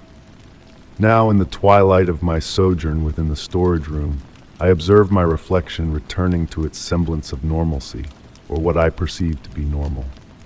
Rain continues its gentle descent outside, while dust continues its spectral ballet in the air. The mirror now reflects only mundane images. Yet, in rare moments, when light caresses its surface just so, a fleeting glimmer of something beyond flickers. A reminder that time's linear confines are but an illusion, and reality conceals more mysteries than we fathom. The mirror remains poised in its sanctuary, a silent sentinel guarding its untold secrets. Whether it will unfurl its mysteries to another wanderer, or if its powers have waned like morning mist, that truth eludes me. Yet I have learned to scrutinize reflections with newfound discernment, cognizant that within the interstice of what is and what may be, we may glimpse fragments of the morrow. Story 22. In the heart of an abandoned library, where time had settled like dust on forgotten shelves, I stumbled upon a hidden alcove, cloaked in shadows and whispers of the past. The air was heavy with the scent of ancient paper and cedar, and a soft mist veiled the relics and faded photographs that adorned the space. Among the relics, a portrait beckoned to me, a veiled woman from a bygone era, her eyes piercing through the layers of neglect and obscurity. As I moved closer, the portrait seemed to come alive, guiding me deeper into the labyrinth of forgotten chambers within the library's embrace. Each step I took sent echoes of the past reverberating through the worn floorboards, stirring the dormant memories that lingered in the quiet corners. Dust motes danced in the ethereal light that filtered through the dusty windows, creating a ballet of forgotten whispers in the air. Beside the portrait, a weathered desk stood as a silent witness to bygone days, its surface marked by the ghostly imprints of long-gone teacups. As my fingers traced the smooth wood, a hidden drawer yielded a leather-bound journal, its cracked binding releasing the fragrance of lavender and ink into the stillness. Within the pages of the journal, the words of Elizabeth Blackwood unfolded like a delicate dance of time and memory. Her elegant script narrated tales of a bygone era, of nights when books shifted in the shadows, and whispers lingered in empty rooms like echoes of a lost symphony. As I delved deeper into Elizabeth's world, a subtle shift in the room's atmosphere enveloped me. The light took on a golden hue, casting a soft glow that seemed to breathe life into the forgotten tales of the past. It was as if the very essence of time had paused, allowing me to glimpse a world long faded into the sepia tones of history. Elizabeth's words spoke of a library suspended in a dance between past and present, where shadows waltzed with memories and reality blurred at the edges. The air grew colder, carrying echoes of a piano's melancholic melody that whispered through the walls like a ghostly lament. With each turn of the journal's pages, the room stirred with a quiet energy, as if the stories themselves had taken on a life of their own. Figures from a distant era flickered in the shifting shadows, their translucent forms weaving through the aisles of empty bookshelves like specters of a forgotten ball. Elizabeth's musings revealed a profound truth. The library was not merely a collection of books, but a tapestry of memories woven into the very fabric of its existence. Emotions and events had left their imprints, creating a living archive of the past that beckoned to those attuned to its whispers. As I reached the final pages of the journal, a sense of urgency gripped me, mirrored in Elizabeth's fading words. She spoke of a merging of selves, of reflections that wore the garments of bygone eras, and voices that echoed across the expanse of time. In that moment, I caught a glimpse of my own reflection in a window, a fleeting image of a different time, a different place. And in the glass, Elizabeth stood, pen in hand, etching her story onto the very fabric of my being. The room fell into a hush as I closed the journal, the weight of untold stories lingering in the air like a whispered secret. My reflection in the polished surface of the desk bore traces of the library's embrace, a subtle shift in my features that spoke of a silent communion with the echoes of the past. With a final glance at Elizabeth's portrait, her knowing smile illuminated by the fading light, I felt a sense of belonging, a tether to a place where time held no dominion. And as I stepped back into the world beyond the library's walls, I carried with me the whispers of Elizabeth's memory, woven into the very fabric of my own existence. Story 23. In the hushed stillness of an abandoned subway tunnel, a soft, unearthly luminescence beckoned me from the depths of shadows. The air, stagnant and heavy with the scent of decay and wet stone, whispered a silent entreaty, drawing me closer with a mysterious allure. As I ventured forth, the gentle glow unveiled ancient graffiti etched on weathered tracks, hinting at enigmatic tales concealed beneath the city's skin. Stories yearning to be unveiled. The faint hum of distant machinery provided a tranquil symphony as I delved deeper into the tunnel's embrace. Each step I took reverberated softly against the arched walls, creating a melodic cadence that intertwined with my breath. With every stride, the air grew cooler, carrying the earthy fragrance of subterranean springs and aged rock. The enigmatic light ahead remained unwavering, casting gentle shadows that waltzed along the tunnel's worn facade. Drawing near, I observed how the light pulsed subtly, as if breathing in a hypnotic rhythm. Its mesmerizing allure, almost trance-like, pulled me further into its ethereal cocoon. Water droplets dripped in a serene melody, adding to the tunnel's natural harmony, akin to wind chimes in a soft breeze, harmonizing with my muted footfalls. Faded maintenance signs, their colors worn and peeling, caught the mystical light, transforming into abstract masterpieces that ignited my imagination. The origin of the glow remained elusive, forever seeming just beyond the next bend. Yet I felt no urgency to unveil its secret, content to let the enigma unfurl at its own pace. The tunnel's curvature played with sound, sometimes carrying whispers that echoed from unfathomable distances, a phantom dialogue from bygone eras. Time drifted aimlessly in this subterranean realm, the temperature holding steady and the air caressing me with gentle currents, redolent of minerals and aged metal. My hand trailed along the tunnel's surface, traversing rough concrete interspersed with smooth patches eroded by time and water's touch. Progressing further, I noticed subtle shifts in the environment. The graffiti morphed into intricate designs, featuring cryptic symbols I'd never before beheld. They seemed to twist and morph when viewed from different angles, creating a mesmerizing effect, both beautiful and unsettling.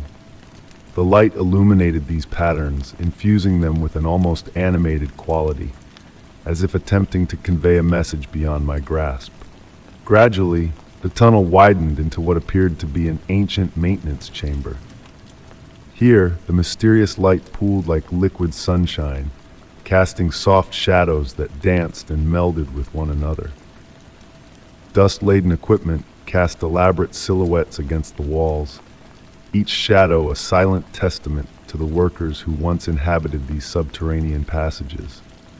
At the chamber's heart stood an aged control panel, its surface coated in a shimmering layer of mineral deposits that glistened in the peculiar light. Approaching, I noticed some indicator lights still flickering, their slow, mesmerizing pulses resonating with the glow filling the chamber. Yet what captivated me most was a weathered logbook, its pages yellowed with age, open on a nearby desk. Entries in various hands, spanning decades, recounted encounters with the same enigmatic light that now bathed the chamber. Some spoke of a serene presence, while others described vivid dreams lingering for weeks. The most recent entry, only a few months old, hinted that I was not the sole recent visitor to this forgotten sanctuary. The glow seemed to acknowledge my discovery of the logbook, pulsating gently as if recognizing my presence. Nestling into an ancient chair, its leather cracked yet inviting, I perused the entries with greater attention.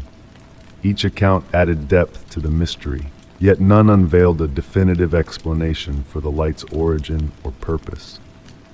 Enveloped by the soothing radiance and the tunnel's gentle whispers, I felt a profound connection to those who had come before. The light continued its hypnotic dance, and I realized that perhaps its essence was not meant to be deciphered, but rather experienced and pondered in tranquil solitude. The logbook's final pages lay blank, awaiting fresh narratives. Contemplating adding my own encounter, I chose instead to leave them bare.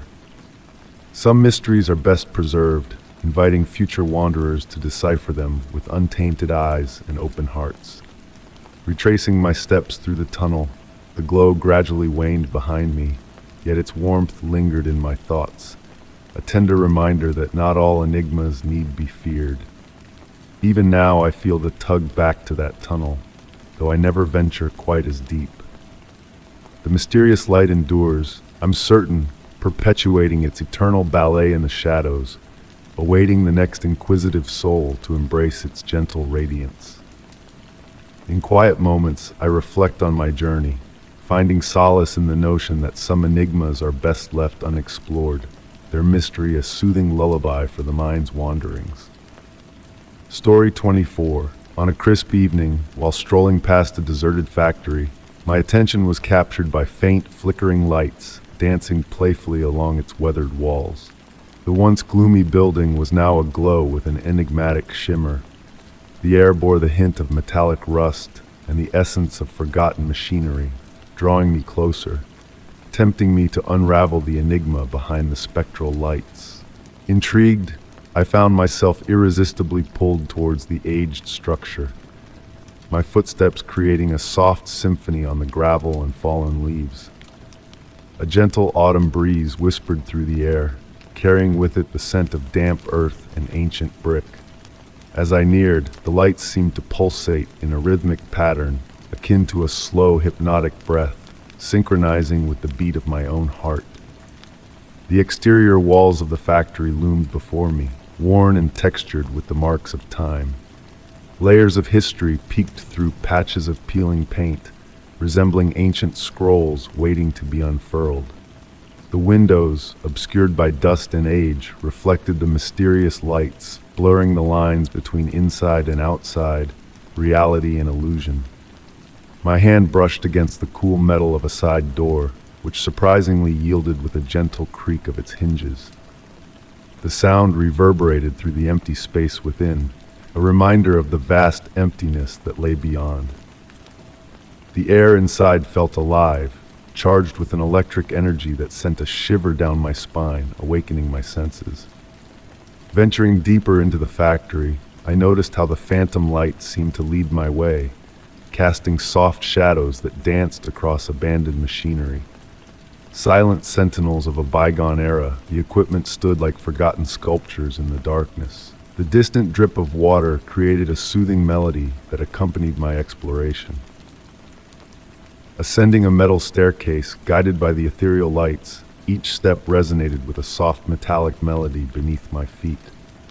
A subtle vibration hummed in the air, almost imperceptible yet undeniably present, reminiscent of distant power lines, but carrying a more melodic, intentional tone.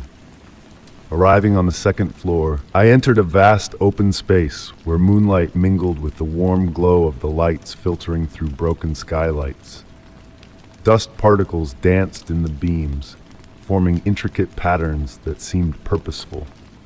Strewn across the floor lay old papers, yellowed with age, adorned with faded technical drawings and handwritten notes.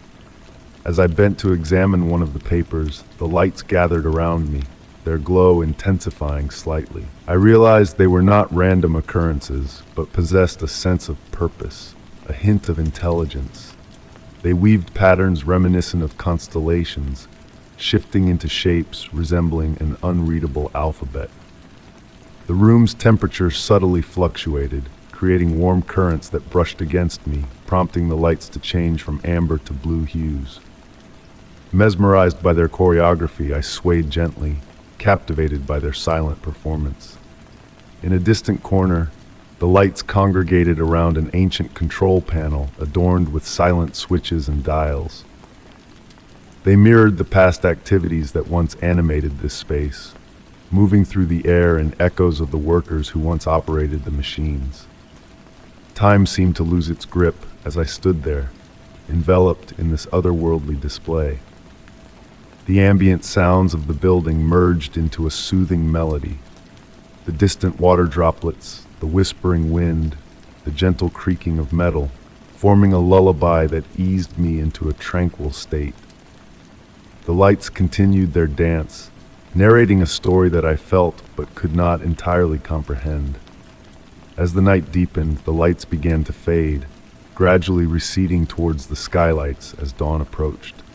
Their glow diminished until they were mere specks against the awakening sky. Before vanishing completely, they formed a farewell pattern, leaving me with a profound sense of witnessing something inexplicably beautiful. Retracing my steps through the factory, guided by the emerging light of daybreak, the space felt transformed in the early morning hours. Rather than abandoned, it exuded a peaceful aura, as if the phantom lights had infused it with their essence. Occasionally, I revisit the old factory at night, yearning to witness those mysterious lights once more. Though they remain elusive, the air still carries that same electric charge, that promise of possibility, as if the lights linger, waiting for the opportune moment to resume their enigmatic tale. Story 25. In the quiet embrace of a dusky evening, as I roamed the labyrinthine streets of the city, a peculiar sight caught my eye. A mysterious rhyme, etched upon a weathered brick wall, beckoned me closer with its faded yet rhythmic verses. There was a haunting melody in those words, a melody that seemed to echo through the cool air mingled with the scent of rain-kissed concrete.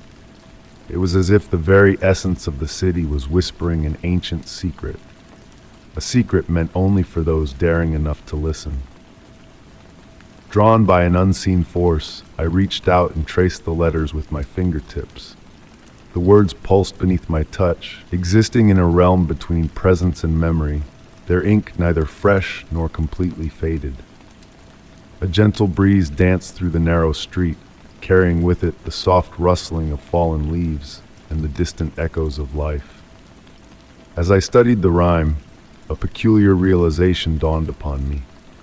Each line appeared to be written in a different hand, as if multiple souls had contributed to its creation over time. Some letters flowed with elegant cursive, while others stood rigid and precise. Yet despite the varying styles, they melded together in an eerie harmony that sent shivers down my spine. With the arrival of darkness, the street lamps flickered to life, casting warm, flickering light that painted gentle shadows across the wall. I reached for my phone to illuminate the text, only to be met with a strange phenomenon. The words seemed to shift and rearrange themselves under the artificial light, as if playing a trick on my eyes. In that moment of revelation, I committed the verses to memory. They spoke of shadows walking beside us, of memories dwelling in the spaces between moments, and of a melody that only the walls could hear. Night after night, I found myself drawn back to that enigmatic wall, the words lingering in my thoughts, even in dreams. I soon noticed similar rhymes appearing on other walls throughout the city, each one connected to the last like verses in an infinite poem. The handwriting styles remained consistent, a blend of authors weaving a mysterious message across the urban landscape. I documented each discovery, capturing them in photographs that always seemed slightly blurred, as if resisting capture. As I delved deeper into the mystery, my perception began to shift. The sounds of the city took on a rhythmic quality, the hum of traffic transforming into distant harmonies, and even the rain falling in measured beats that whispered ancient codes I strained to decipher. On quiet nights, I stood before the original wall where it all began.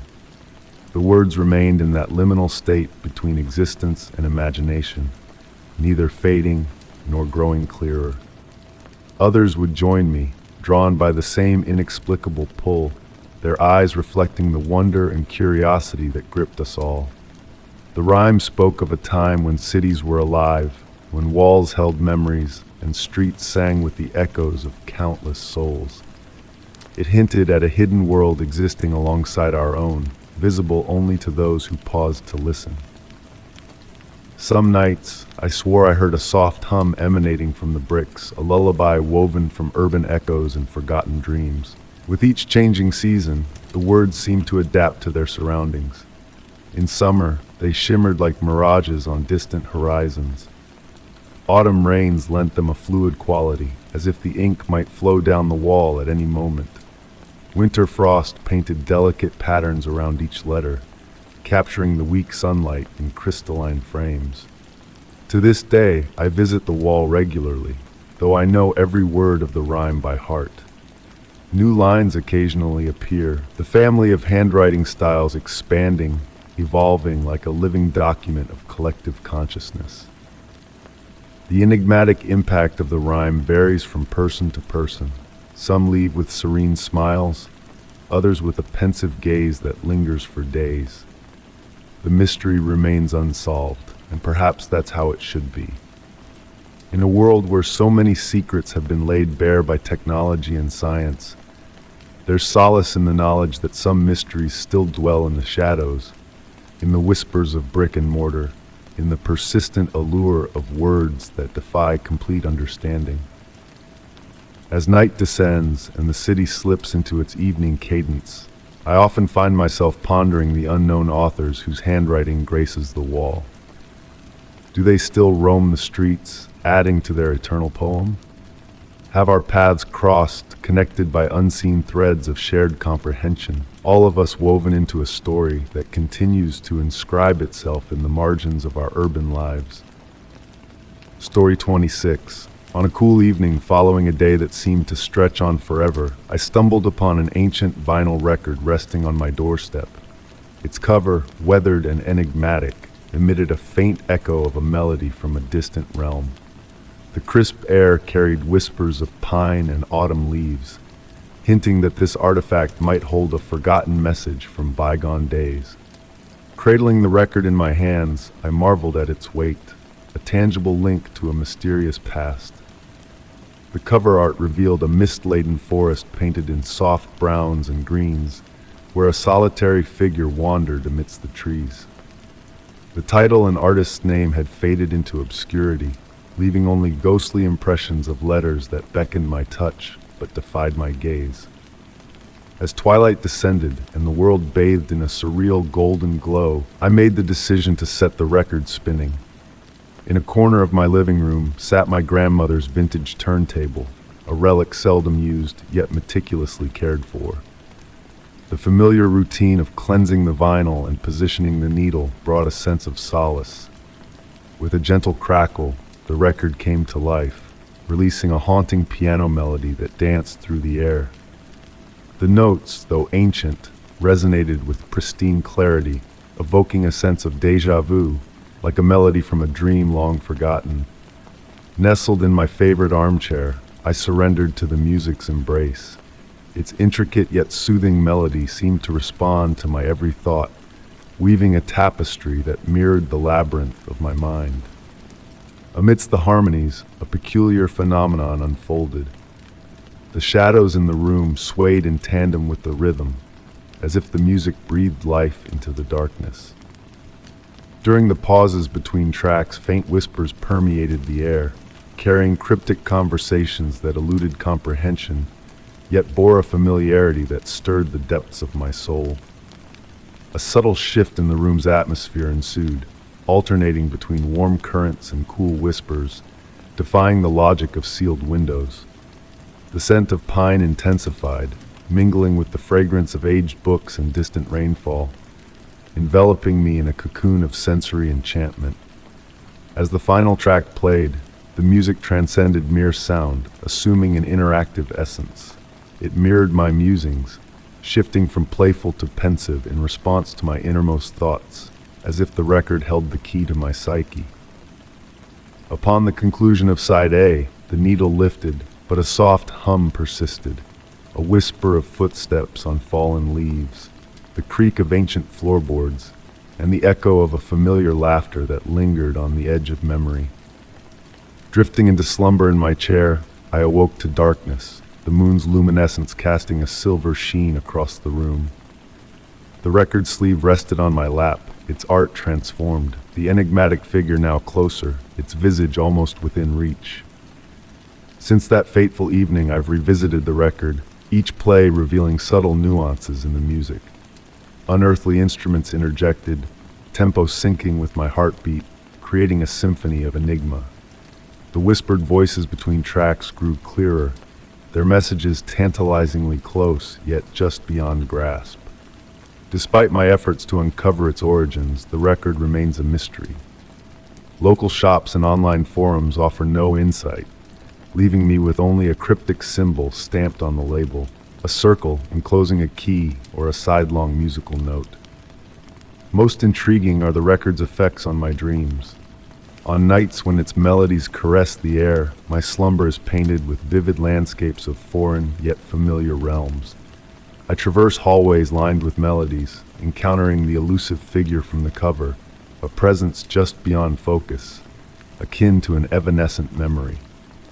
The record has woven itself into my nightly ritual, its ethereal strains now the backdrop to my every endeavor.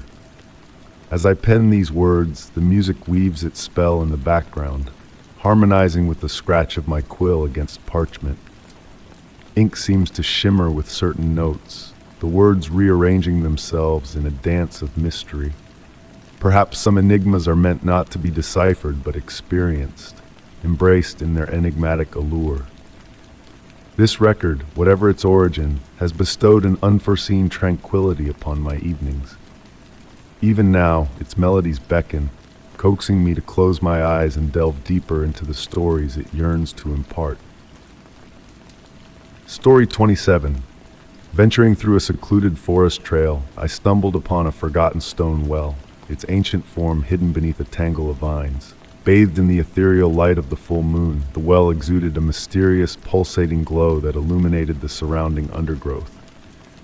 The air held a cool, damp embrace, infused with the earthy fragrance of moss. The beckoning radiance of the well enticed me to peer into its depths, a promise of both marvel and unease lingering in the shadows below. Approaching with caution, my footsteps were hushed by the soft carpet of fallen leaves underfoot. The weathered stones of the well bore intricate carvings, weathered smooth by the relentless passage of time. Drawing nearer, I observed how the light seemed to synchronize with my breath, creating a mesmerizing dance as if the well itself was sentient, acknowledging my presence. The forest enveloping me fell into an eerie hush, with even the chirping crickets, my companions on this nocturnal journey, falling silent. Only the gentle sigh of the wind through the trees persisted, casting enchanting shadow plays with the moonlight filtering through the canopy. Intrigued by the carvings adorning the well's rim, I trailed my fingers along their surface, detecting faint vibrations akin to a distant melody, too delicate to hear but palpable to my touch.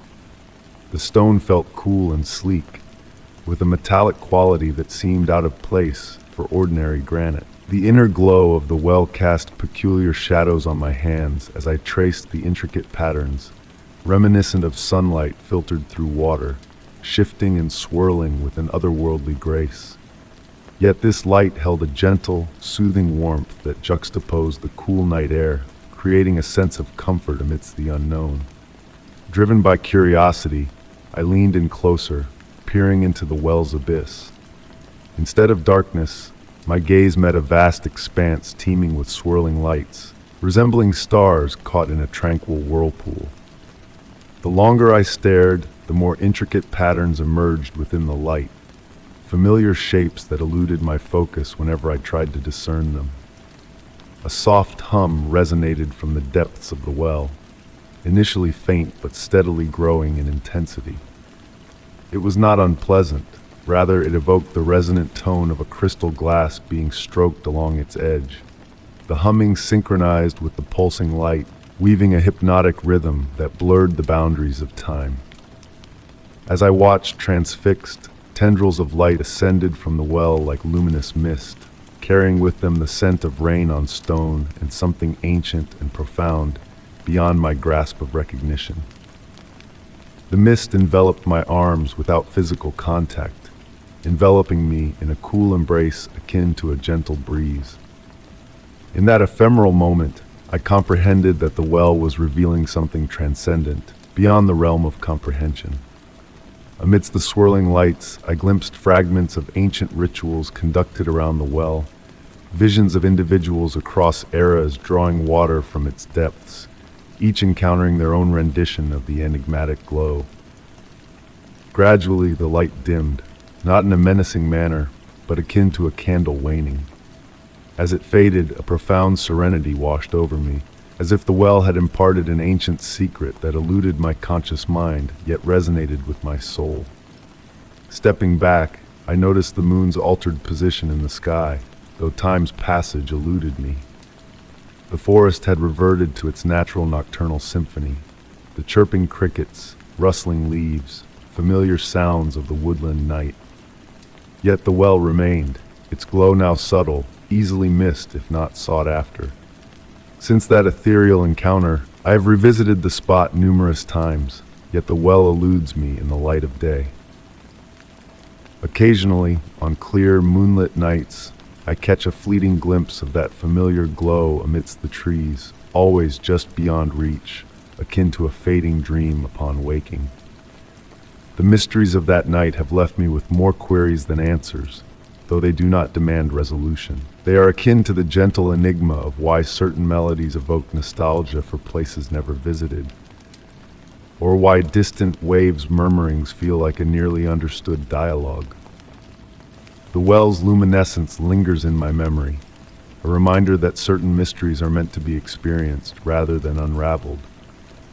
Their allure lies not in explanation but in the emotions they evoke, the sensation of standing on the brink of something vast and exquisite, just beyond our comprehension. Story 28.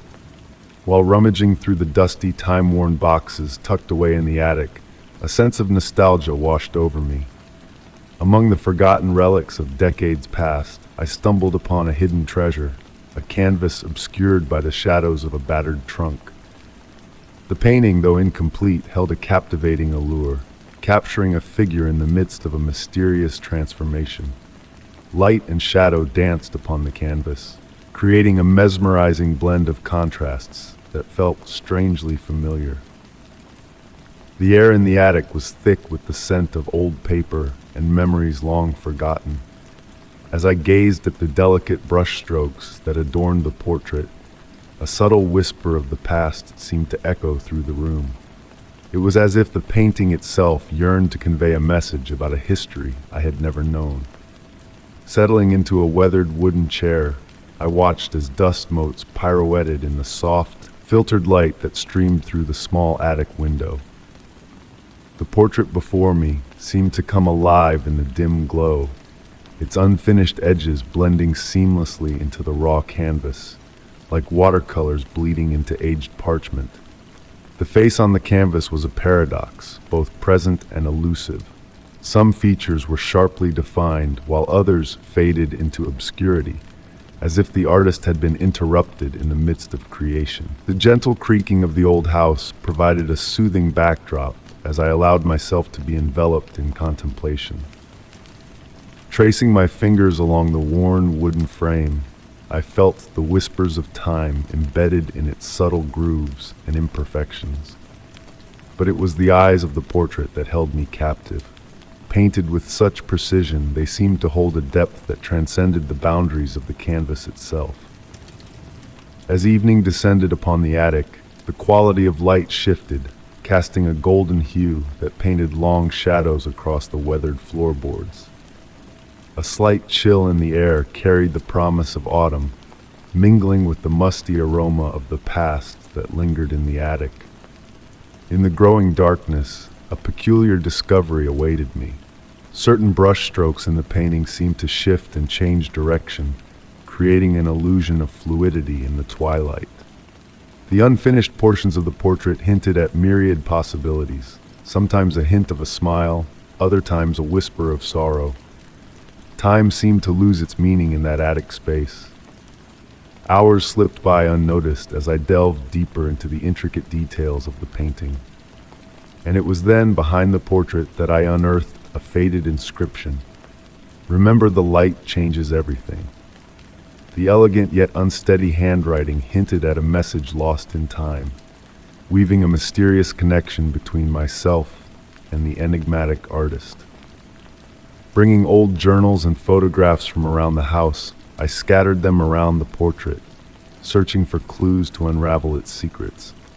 Each item hinted at the identity of the figure on the canvas, yet none offered definitive answers. The ancient timbers of the house whispered cryptic tales, their language a riddle I struggled to decipher. On sleepless nights, I found solace in the attic, sitting in the quiet company of the portrait bathed in moonlight. It was during these tranquil moments that I sensed faint whispers emanating from the unfinished spaces of the painting, soft, melodious murmurs that evoked half-forgotten lullabies from my childhood. Gradually, my perception of the portrait began to shift. Features that once eluded me now took shape in my mind, though they remained unfinished on the canvas. The eyes, ever watchful, seemed to mirror my emotions, guiding me through a labyrinth of memories and dreams. The unfinished nature of the painting created a canvas for possibility, inviting my imagination to wander through the realms of what could have been. Seasons changed outside the attic window, but within those walls, time stood still, frozen in a perpetual state of becoming. I never sought to unravel the mystery of the portrait's origin. Instead, I embraced my role as its custodian, preserving the delicate balance between revelation and enigma. The attic became a sanctuary where the boundaries between observer and observed blurred, much like the indistinct edges of the painting.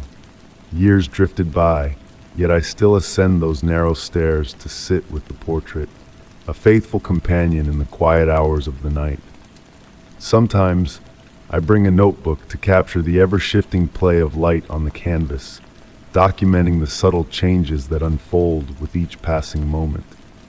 But mostly, I find myself immersed in the tranquil silence of the attic, sharing whispered secrets with the enigmatic presence that has woven itself into the fabric of my existence. The portrait remains unfinished, a testament to the ever-evolving nature of life and art. In its incompleteness lies its perfection, a reminder that true beauty resides in the mysteries left unsolved. The enigmatic allure of the portrait continues to captivate, revealing new facets of itself and of those who dare to gaze upon its transformative visage. The mystery remains, not as a puzzle to be solved, but as a tapestry to be experienced, one quiet moment at a time, in the gentle embrace of the attic's dust-filled light. Story 29. In the hushed corridors of a forgotten wing within the ancient walls of a grand mansion, a tale unfolds. Amidst the whispers of time and the faint scent of history, a rusted key lay silently upon a table draped in cobwebs. Its intricate design, a silent storyteller of a past era brimming with enigmatic secrets waiting to be unraveled. The air, cool and musty, resonated with echoes of long-lost voices, guiding me towards the elusive lock that this mysterious key was destined to unlock. As the dim afternoon light filtered through the dust-laden windows, it painted elongated shadows upon the worn floorboards that murmured softly beneath my cautious steps. Each footfall echoed through the stillness, blending harmoniously with the gentle patter of rain beginning to dance outside. The tranquil sound of the raindrops tapping against the window pane seemed to orchestrate a soothing melody, as if nature itself was weaving a lullaby to accompany my exploration. Gently cradling the key in the palm of my hand, I felt the weight of its history and the intricate patterns etched into its weathered surface. Time had left its mark, adorning the key with hues of copper and verdigris, yet the artistry woven within its curves and flourishes remained undimmed, a testament to a craftsman's meticulous touch. Tracing the delicate designs with my fingertips, I discerned subtle shapes reminiscent of blooming vines, a motif that whispered of hidden connections waiting to be unveiled. The walls surrounding me bore remnants of faded wallpaper, their patterns obscured by layers of dust and age. Yet, in moments when the light caressed the walls just so, elegant motifs emerged, mirroring the intricate design of the key. My fingers brushed against the textured wallpaper, sensing beneath its surface a hidden irregularity that hinted at a concealed pattern waiting to be deciphered. A gentle breeze meandered through the corridor, carrying with it the fragrance of antiquity, old books, aged wood, and a faint sweetness that lingered in the air like a half-remembered dream. Perhaps it was the ghostly essence of perfume, a memory preserved in the silent embrace of this forsaken place, whispering tales of bygone elegance and mystery. Venturing further into the dimness, my eyes adjusted to the growing shadows as raindrops outside intensified, crafting a serene cadence against the windows. The key, now warm from my touch, seemed to pulsate with a newfound vitality, resonating with the subtle shifts in the atmosphere enveloping me. The mansion itself appeared to breathe, its ancient timbers expanding and contracting in sync with the weather's whims. And then a revelation. A segment of the wall, subtly distinct from its surroundings, beckoned to me with a secret all its own. The wallpaper there flowed in a singular fashion, leading my gaze to a particular point of interest. Drawing closer, a sense of anticipation stirred within me, not of fear, but of wonder, as if on the brink of an extraordinary discovery. Tracing my fingers along the wall, I detected a slight recess. Pressing gently, a soft click resonated through the corridor, unveiling a hidden door with a gleaming keyhole that mirrored the design of the key in my possession. With steady hands, I inserted the key, feeling a perfect alignment, as if fate had guided its path for years untold. The mechanism yielded effortlessly, accompanied by a melodic series of clicks that reverberated softly through the chamber. Beyond the threshold awaited a room frozen in time, bathed in the ethereal glow of filtered daylight cascading through a dust-coated skylight. Draped furniture created ghostly silhouettes in the subdued light, while a grand writing desk dominated one wall, adorned with papers inscribed in elegant faded script. Yet, it was the array of enigmatic objects meticulously arranged on shelves that captured my gaze.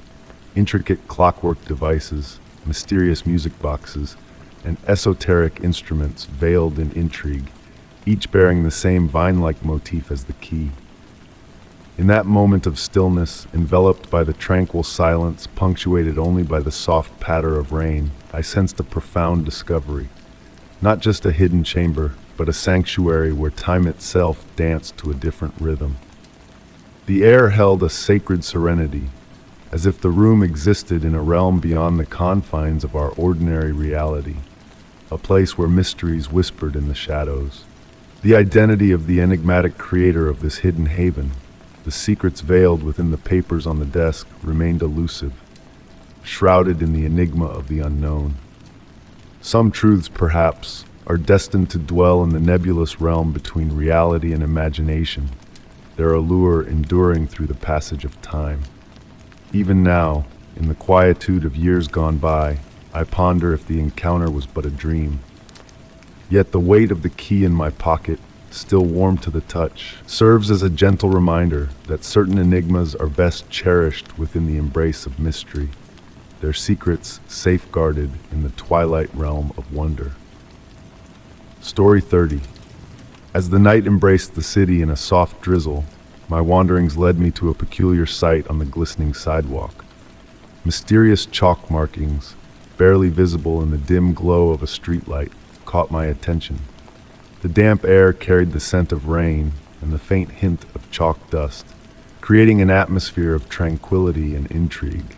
Intrigued, I crouched down, feeling the cool dampness seep through my clothes as I ran my fingers over the intricate lines of the chalked message.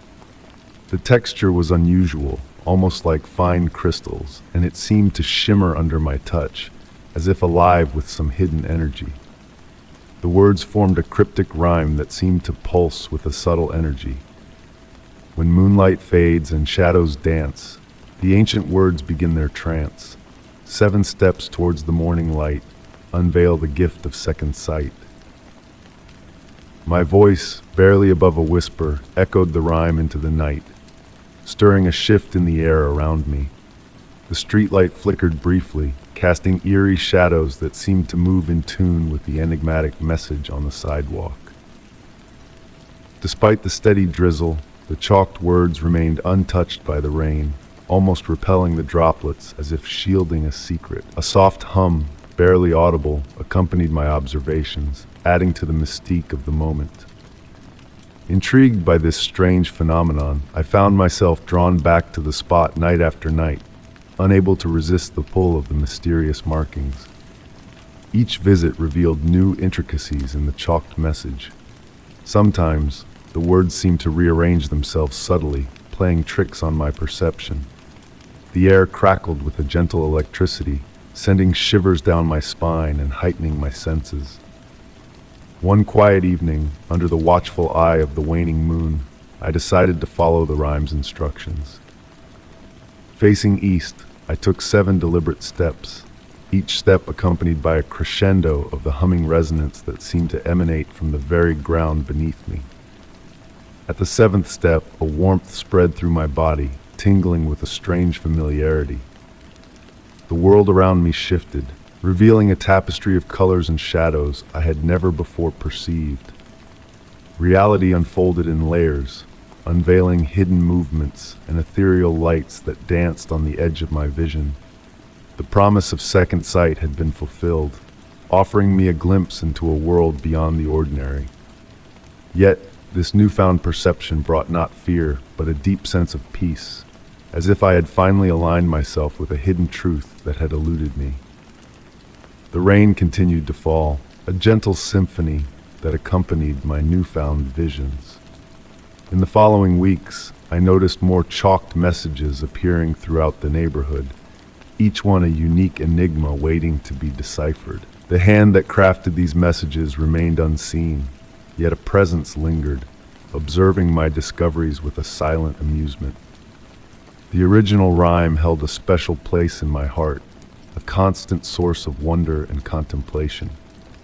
I realized that the message was not just a riddle on the sidewalk, but a key that had unlocked a dormant part of my being. The soft hum became a companion, a reminder of the hidden marvels that surrounded us. During the cycles of my enhanced perception, I uncovered more mysteries hidden in the cityscape. The chalked messages whispered secrets that only those attuned to their magic could hear. And so, I kept my revelations to myself, cherishing the enchantment that had found its way into my life. On nights when the rain fell just so and the streetlights cast their ethereal glow, I would sit by the chalked markings, listening to the whispers of the world around me. The rhyme persisted, a timeless echo that defied the passage of time and weather. I often pondered if others saw what I saw, or if the message awaited the touch of another curious soul. Perhaps, one day, you too will stumble upon a message in that shimmering chalk hidden beneath the veil of night and rain.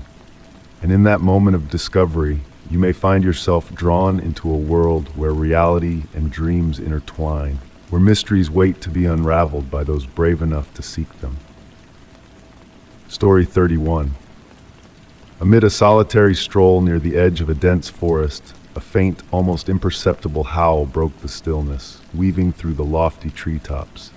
The air bore the crisp fragrance of pine mingled with the earthy scent of damp soil, enticing me to gaze into the shadowy depths of the woods, where untold mysteries awaited. Sunlight filtered through the canopy above, casting a mesmerizing dance of dappled shadows upon the forest floor as I ventured further into the woods, relishing the satisfying crunch of leaves and twigs beneath my feet. The atmosphere grew dense, laden with the smell of moss and decay, yet strangely invigorating in its raw earthiness. Drawn onward by an inexplicable force, my curiosity eclipsed any sense of apprehension. The familiar sounds of the outside world gradually faded into a hushed stillness, replaced by the gentle rustle of leaves in the breeze, forming a delicate, whispered symphony. Occasionally, fleeting movements caught my eye, but each time I turned to look, only swaying branches and shifting shadows met my gaze.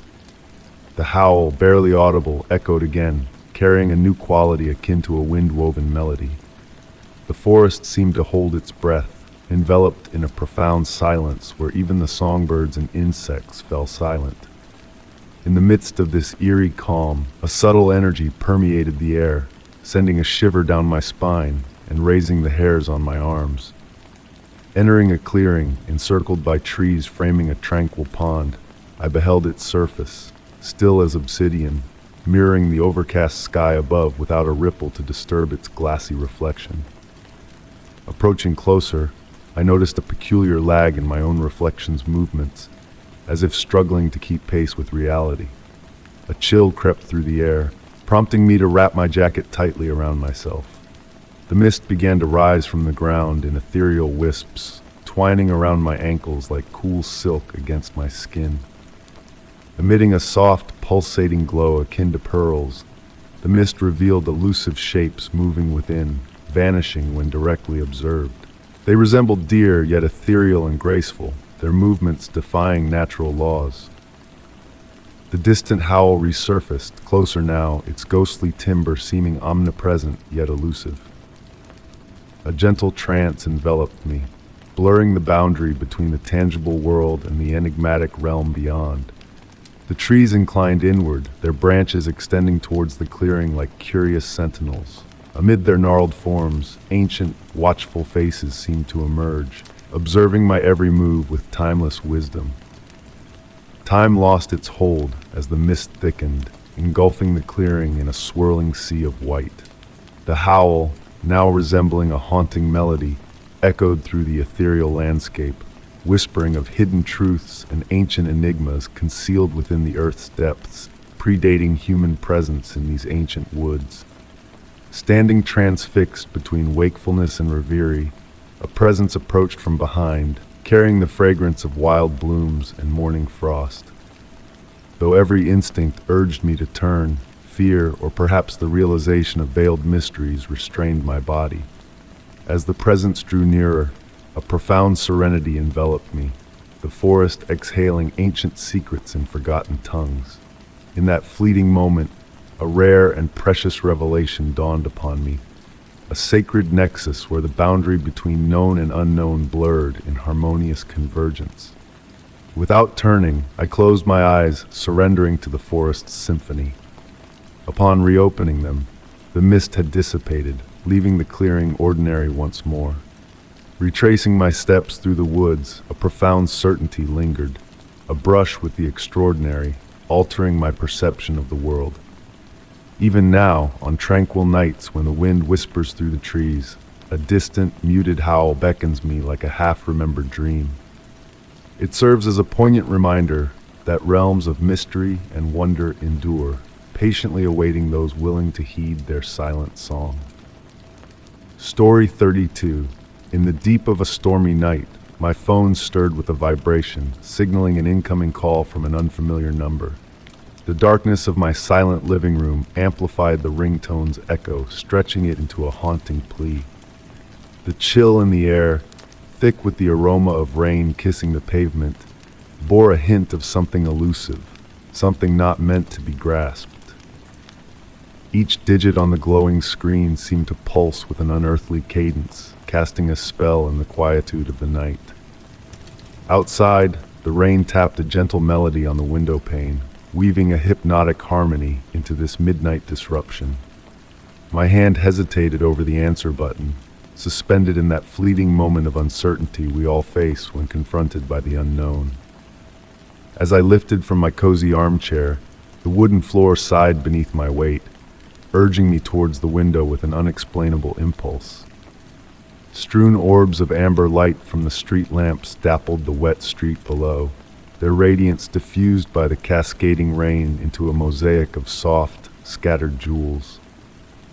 The phone persisted in its subdued buzz, a patient companion in the stillness of the night. Something about those digits tugged at a distant memory, akin to a half-forgotten dream or a childhood tale just out of reach. My reflection against the window glass appeared ethereal, superimposed on the nocturnal tableau beyond. The warm glow of my reading lamp stretched elongated shadows across the room, transforming familiar objects into enigmatic shapes. When I finally yielded to the call, the line crackled with static, reminiscent of bygone eras and far-off connections.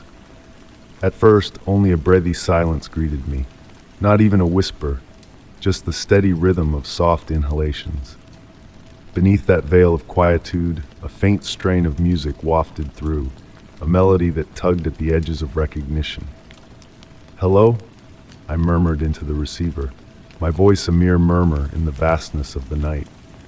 The breathing on the other end paused, and the music grew a tad clearer. It was a lullaby, I realized, a tune my grandmother used to hum while knitting in her rocking chair on wintry evenings.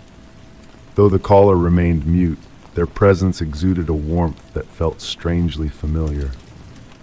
Sinking back into my armchair, I surrendered to the soothing strains of the lullaby. The rain outside seemed to synchronize its cadence with the distant melody, weaving a tapestry of reminiscence and enigma. Memories bubbled to the surface like ripples on a tranquil pond. The lavender scent of my grandmother's hand cream, the gentle click of her knitting needles, the way she would smile without lifting her gaze from her knitting, sensing my presence in the room. She had departed this world 15 years prior, on a night much like this one. The static intensified, forming faint patterns within its white noise. The lullaby faded, but the rhythmic breathing endured. Unbidden, my grandmother's old phone number floated into my consciousness, a sequence etched in my memory from years of dialing. With a jolt, I realized it matched the glowing digits on my screen. Time trickled slowly in that suspended moment, akin to honey from a spoon.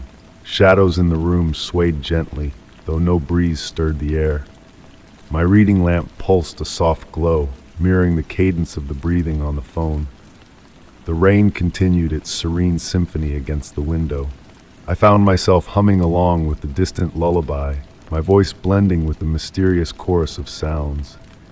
The static ebbed and flowed like the tide, and within its murmurs, I fancied I could discern my grandmother's presence, not in words, but in a comforting aura, like a memory's caress on a chilly night. The connection never cleared, and the caller never uttered a word. Yet as I sat there, cradling the phone to my ear, a profound tranquility descended upon me. The enigma of the call faded in significance, overshadowed by the solace it imparted, akin to being enveloped in a familiar embrace on a wintry eve. When the call eventually concluded, it felt not like an interruption or a farewell. The static simply dissipated, carrying the lullaby with it, leaving behind only the pitter-patter of rain and the soft hum of my lamp. The call had endured from midnight till 1 a.m., though time had seemed both elongated and fleeting. Subsequent attempts to dial back the number yielded only an automated message stating it was out of service. Yet on rainy nights, as I sit in my living room, a faint hum of that ancient lullaby sometimes escapes my lips. And in those moments, I swear I catch a whisper of static in the rain, carrying echoes of solace from realms beyond ordinary perception. Story 33. On a serene afternoon within a forsaken art gallery, I found myself immersed in solitude amidst shattered frames and scattered canvases. In the profound hush, faint footsteps reverberated as though a silent companion walked beside me. The air was saturated with the scent of damp canvas and aged varnish, each deliberate step stirring recollections of artistic victories and concealed sorrows ensconced within these quiet corridors. Despite the gallery's abandonment for years, an inexplicable force beckoned me here on this day. Dust particles pirouetted in slender beams of light piercing through the grimy windows, casting ethereal spotlights on weathered floorboards.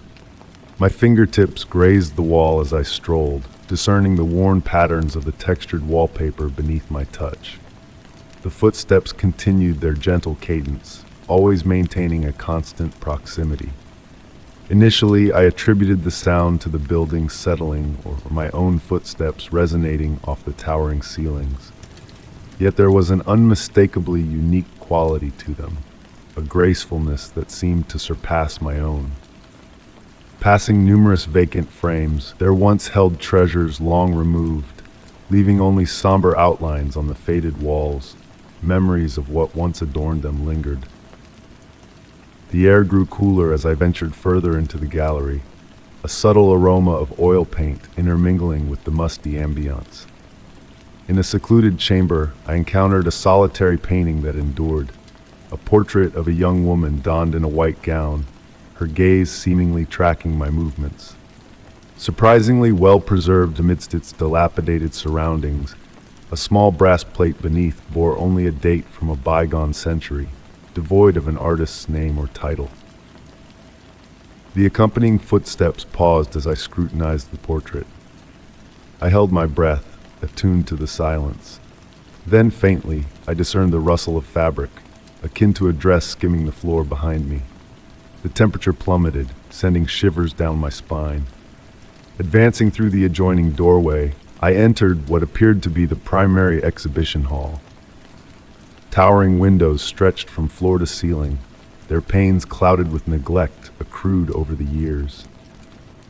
Rain commenced its gentle descent outside, harmonizing with the enigmatic footsteps. Meandering the hall's expanse, I noticed intricate details previously overlooked: scattered paintbrushes, an upturned easel, a palette adorned with remnants of dried paint. Every surface was coated in a thick layer of dust, save for a particular spot near the far wall where the floor appeared recently disturbed. The footsteps crescendoed slightly here, and for the first time, a distinct pattern diverging from my own pace became apparent. They would cease when I did, yet occasionally persist for a step or two afterward, evoking an eerie echo. The sound of fabric brushing grew more pronounced, accompanied by the faintest trace of lavender perfume. From the corner of my eye, fleeting movements caught my attention. A glint of white, the semblance of a figure. Yet whenever I turned to confront the apparition directly, nothing but dancing dust particles in the dim light met my gaze. The rain sustained its gentle rhythm against the windows, casting shadows that undulated across the floor akin to liquid mercury. Enthralled, I gravitated towards a door leading to what seemed to be an artist's studio. Discarded paint tubes littered a workbench, an incomplete canvas perched on an easel. The painting depicted the inception of a familiar scene, the very exhibition hall I had just departed, brimming with luminance and vitality, viewers admiring artwork on now empty walls. As I scrutinized the unfinished masterpiece, the footsteps encircled me at a leisurely pace. The scent of lavender intensified, the temperature plummeting until my breath materialized in the air. A soft, barely audible hum commenced, a melody on the cusp of recognition yet eluding grasp. Despite the overcast day outside, the light filtering through the windows assumed a golden hue. At that instant, I comprehended that the footsteps had synchronized flawlessly with my heartbeat. Deliberately I turned, and for a fleeting moment, she materialized. The woman immortalized in the portrait, translucent as dawn mist, her white gown billowing in a non-existent breeze. She offered a gentle smile, extending her hand in salutation. The fragrance of lavender enveloped me, a paintbrush delicately clutched between her ethereal fingers. Gesturing towards the incomplete canvas, then to the main hall, understanding slowly dawned upon me. This was her gallery, her unfinished opus. The footsteps I had heard were her daily rounds, persisting long after her departure from the physical realm. She wasn't haunting the gallery. She was perpetually creating, overseeing her artistic domain with unwavering devotion. I now frequent the gallery, traversing its corridors in tranquil camaraderie with my unseen curator. Occasionally I bring fresh blooms, tenderly placing them beneath her portrait. On such occasions, the footsteps seem lighter, the fragrance of lavender intertwining with the floral bouquet. During moments of serenity, her faint hum resonates as she tends to her eternal exhibition, a silent guardian of artistic splendor. The gallery remains secluded from the public, perhaps for the better. Some art is best experienced in solitude. Certain narratives are more poignant, veiled in gentle enigma. Yet on rainy afternoons, when the light cascades just so through the towering windows, I swear I witness her work progressing on that unfinished canvas, one brushstroke at a time, harmonizing perfectly with those echoing footsteps. Story 34. In the heart of a mansion forgotten by time, I found myself enveloped in a silence that breathed with a life of its own. Through the grand foyer, where portraits of strangers gazed through veils of dust and drapes whispered tales of forgotten elegance, the stillness pulsed with memories long held captive. Each creak of the worn floorboards and every sigh of the wind slipping through cracked panes narrated stories of yesteryears, beckoning me to listen, to unravel the whispers of the past. As the fading light of day filtered through weary curtains, casting elongated shadows that waltzed upon weathered wallpaper, I tread softly, my steps a gentle accompaniment to the settling dance of dust particles in the air.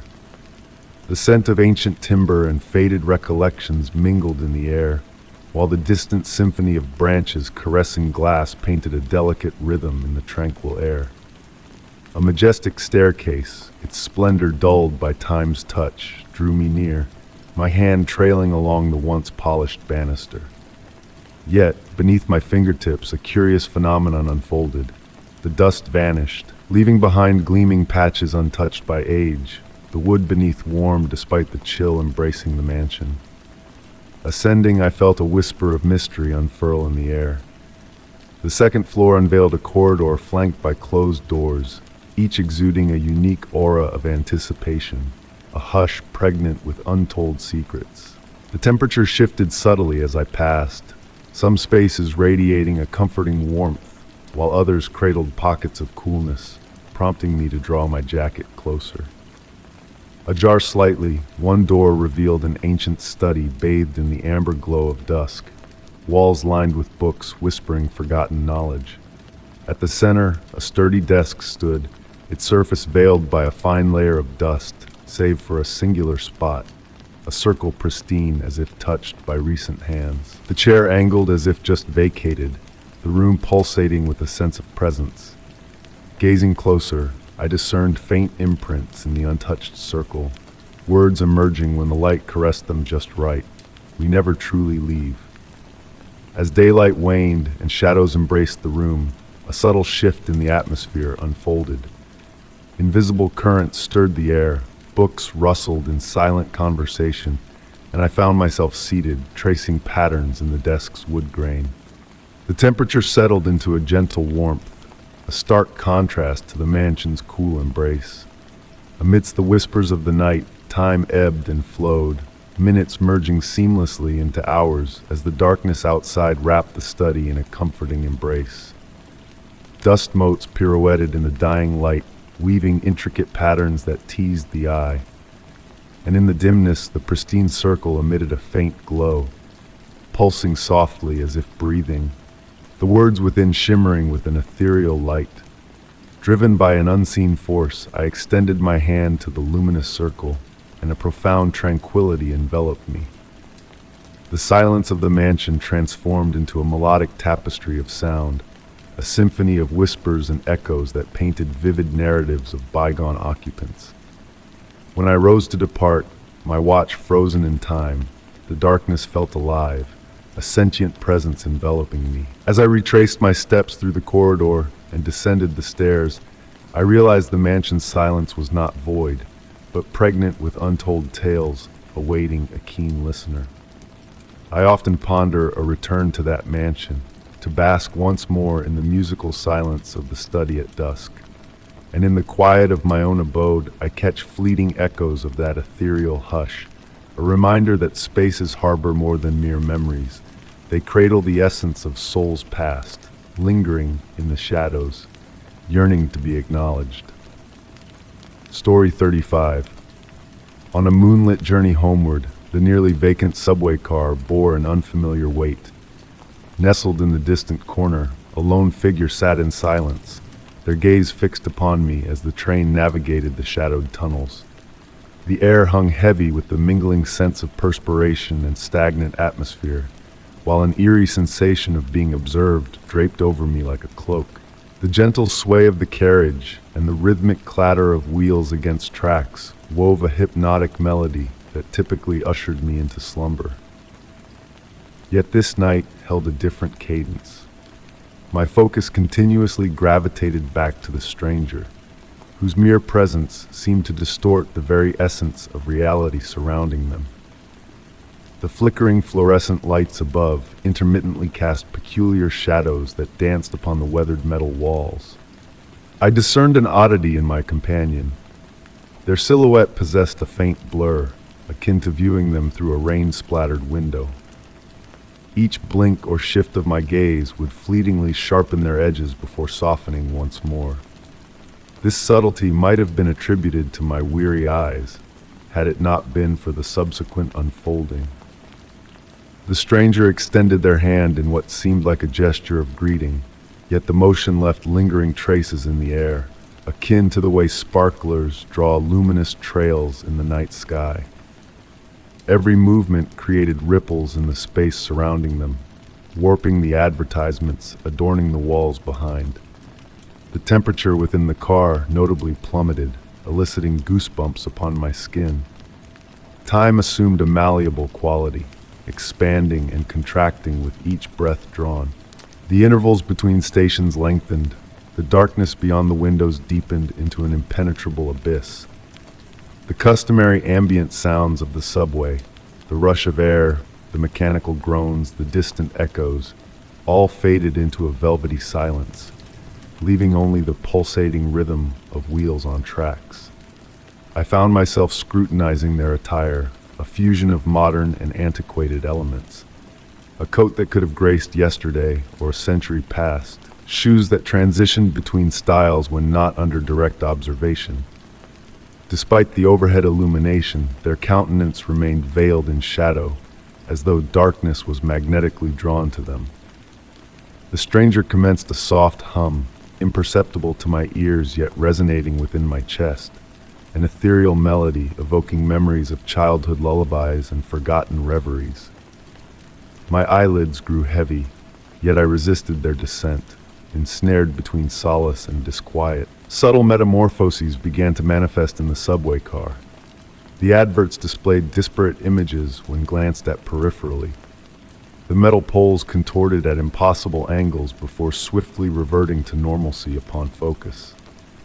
The windows reflected scenes that defied reality: lush gardens, grand libraries, distant galaxies. The stranger rose languidly, their movement fluid as water in a weightless expanse. Advancing towards me, I noted their feet scarcely touched the floor.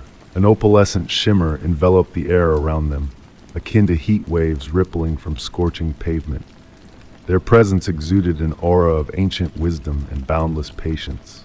Seated across from me, I briefly glimpsed their visage, kind and ageless, familiar yet impossible to fully grasp. Uttering words akin to wind through autumn foliage, they conveyed, "You perceive beyond the ordinary gaze. Few remain awake in this realm at such twilight hours." Desiring to engage, to voice the myriad inquiries burgeoning within, I found myself enveloped in a profound tranquility. The train's gentle sway became a cradle, the darkness beyond the windows transmuted into a comforting embrace. The stranger's aura ceased to menace, instead resembling a reunion with a long-lost confidant, their name on the cusp of remembrance. Upon reopening my eyes, solitude greeted me in the subway car. The fluorescent lights hummed with customary harshness, the adverts promoting standard goods and services. The air had reverted to its usual temperature. The subway's symphony of sounds resumed its familiar cadence. Yet, an alteration had occurred.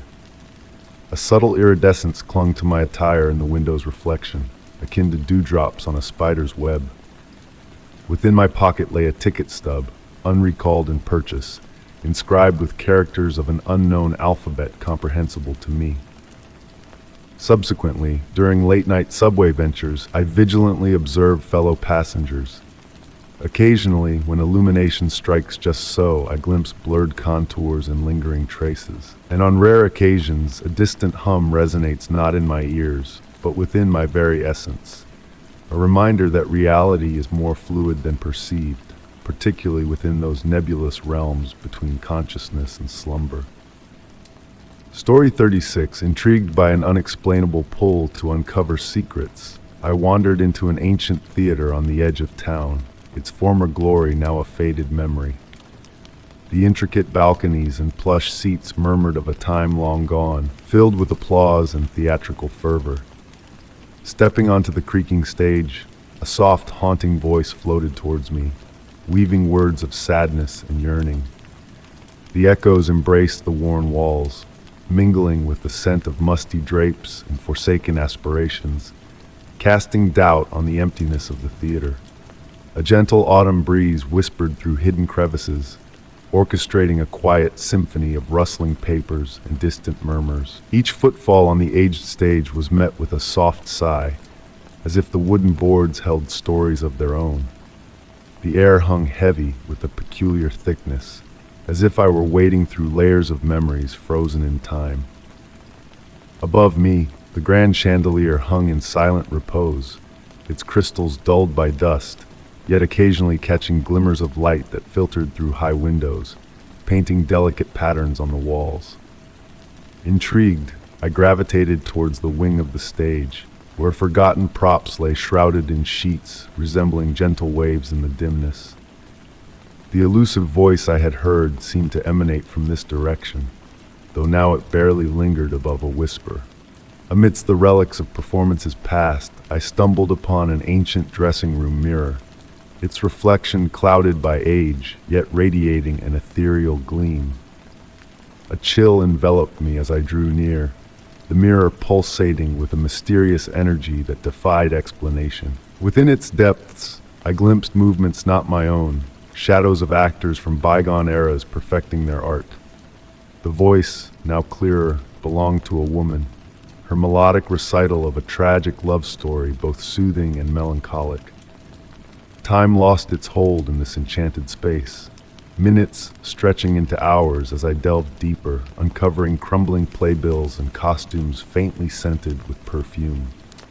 The voice guided me through forgotten corners of the theater, where in the orchestra pit, aged sheet music lay strewn across weathered stands, awaiting the return of musicians to breathe life into their fading notes. With dusk's approach, the shifting light through the windows cast elongated shadows that seemed to move with purpose among the seats. The voice, though still soft, grew in presence, leading me to settle into a well-preserved velvet chair, observing as dust motes danced in the waning sunlight. The theater seemed to inhale and exhale around me, its walls expanding and contracting with the weight of countless narratives. In this serene moment, I realized the voice was not directed at any individual, but was the voice of the theater itself, recalling its past. Each word carried echoes of performances, ovations, farewells, debuts, and curtain calls, weaving a tapestry of nostalgia that enveloped me. Night descended, ushering in a new depth to the voice, resonating from all directions, filling the space with a warm vibration that stirred the air. Though the words grew clearer, their true meaning remained just beyond reach, akin to a fading dream upon waking. Moonlight caught the chandelier, casting iridescent refractions that danced like northern lights across the ceiling. Drifting on the edge of consciousness and slumber, the voice became a gentle lullaby, blurring the line between reality and reverie.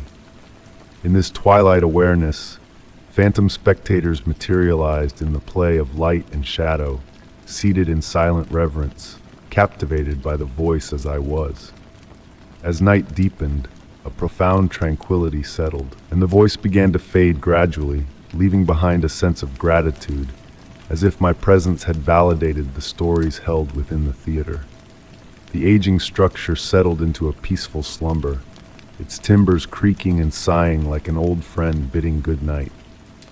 When I rose to depart, the voice had become a mere echo, a memory lingering in my mind. Yet the theater felt transformed, somehow more vibrant despite its abandonment. With each step towards the exit, the aged floorboards whispered their protest, and I realized that some places never truly empty themselves. They wait, cradling their tales for those willing to listen. Even now, months later, I am drawn back to that theater in the nocturnal hours. The voice persists, sometimes a mere whisper, a gentle nudge reminding me that behind every curtain and layer of dust lie stories yearning to be heard by attentive ears.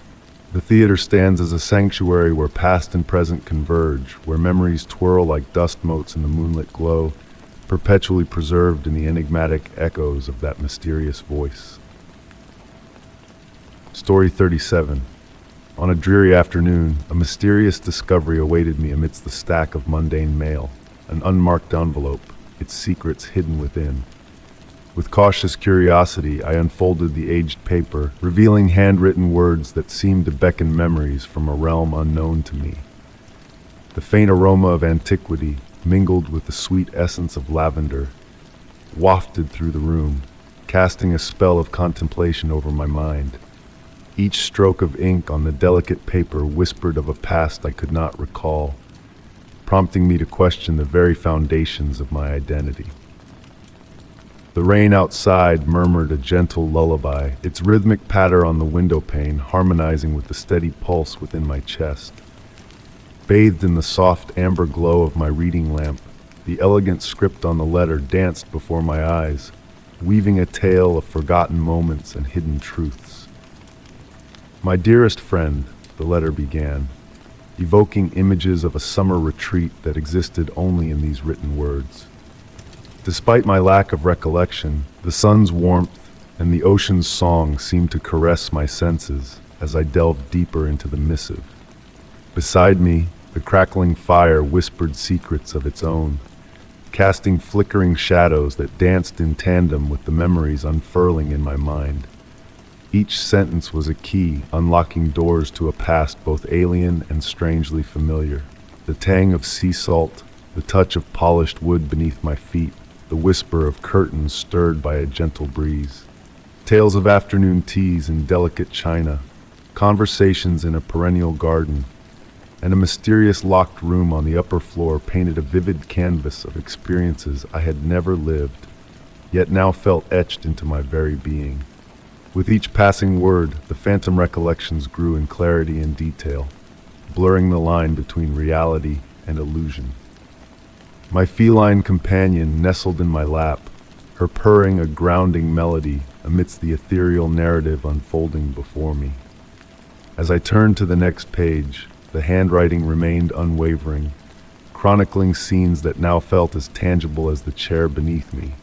Morning strolls through misty gardens, shadows dancing by candlelight, melodies haunting the air without a visible source. The creaking of the wooden floors beneath me seemed to echo the ancient sighs of the summer house described in the letter, bridging the gap between past and present in a symphony of sound and memory. The scent of lavender enveloped me, no longer confined to the paper but permeating the very essence of the room, bearing witness to a history not entirely my own. Or was it? The letter spoke of shared secrets, unspoken vows, and a locket bearing a portrait of two enigmatic figures, a keepsake that lay heavy on my chest, though its physical form eluded my touch. Outside, the rain serenaded the night with its gentle cadence, a chorus of forgotten whispers carried on the wind. Tales of rainy days in the library of the summer house, where books shifted titles in unseen rhythms, teased at the edges of my consciousness, blurring the boundaries between what was real and what was merely a dream. As I approached the final page, the ink seemed to fade, as if the very words were dissolving into the fabric of my own recollections. The writer's words spoke of a pivotal choice, a ritual under a moon that defied logic, a turning point in the tapestry of existence. The letter's conclusion lingered in the air like a half-remembered melody, challenging me to reconsider the narrative I had woven for myself. With an enigmatic signature that eluded my grasp, the missive hinted at a truth beyond the confines of ordinary perception. Folding the paper with care, I caught a glimpse of a reflection in the window, a visage hauntingly familiar yet shrouded in mystery, a mirror image of myself, yet not quite. As the rain subsided and the scent of lavender dissipated, I returned the letter to its resting place, knowing that the boundaries of memory had shifted, forever altered by the revelations within. Drifting into slumber in my cozy armchair, the distant melodies of waves and piano carried me into a realm where the boundaries of reality and fantasy intertwined, leaving me to ponder the enigma of a past that may have been mine, or perhaps belonged to another. Story 38. In the dusty passageways of an ancient estate, I stumbled upon a worn tapestry hanging loosely on a stone wall. As I delicately pushed it aside, a concealed door emerged, blending into the aged stonework. The cool, earthy aroma of ancient stone, mingled with a faint scent of withered roses, wafted through the air. With cautious hands, I nudged the door open and crossed into a hidden chamber that whispered of unlocking long-buried enigmas. Moonlight filtered through a slender, tall window, painting silver patterns on the wooden floorboards below. The room, smaller than anticipated, roughly 15 feet square, boasted shelves lining 3 walls from floor to ceiling. Each shelf cradled peculiar items, crystal vials brimming with various hued liquids, leather-bound tomes devoid of titles, and small wooden chests intricately carved with patterns elusive in the dimness. The atmosphere felt altered here, denser somehow, as if time itself moved sluggishly. A grandfather clock stood in a corner, its pendulum motionless, its hands frozen at midnight. The soft whisper of wind seeping through hidden crevices created a melodic hush that mirrored my own breathing. Intrigued, I gravitated towards a particular vial on one of the shelves, its faint inner glow beckoning. The glass exuded warmth under my touch, and upon holding it, I noticed a peculiar sight. My reflection in the vial displayed eyes that weren't mine, gazing back with kindness and ancient wisdom, harboring countless untold tales. Carefully placing the vial down, the eyes dissipated like morning mist. Amidst the books, one stood out, its spine adorned with silver threads that shimmered in the moonlight. Upon opening it, the pages lay blank, yet beneath my fingertips, I felt faint indentations as if words had been inscribed with invisible ink. The paper's texture was remarkably soft, akin to silk beneath my touch.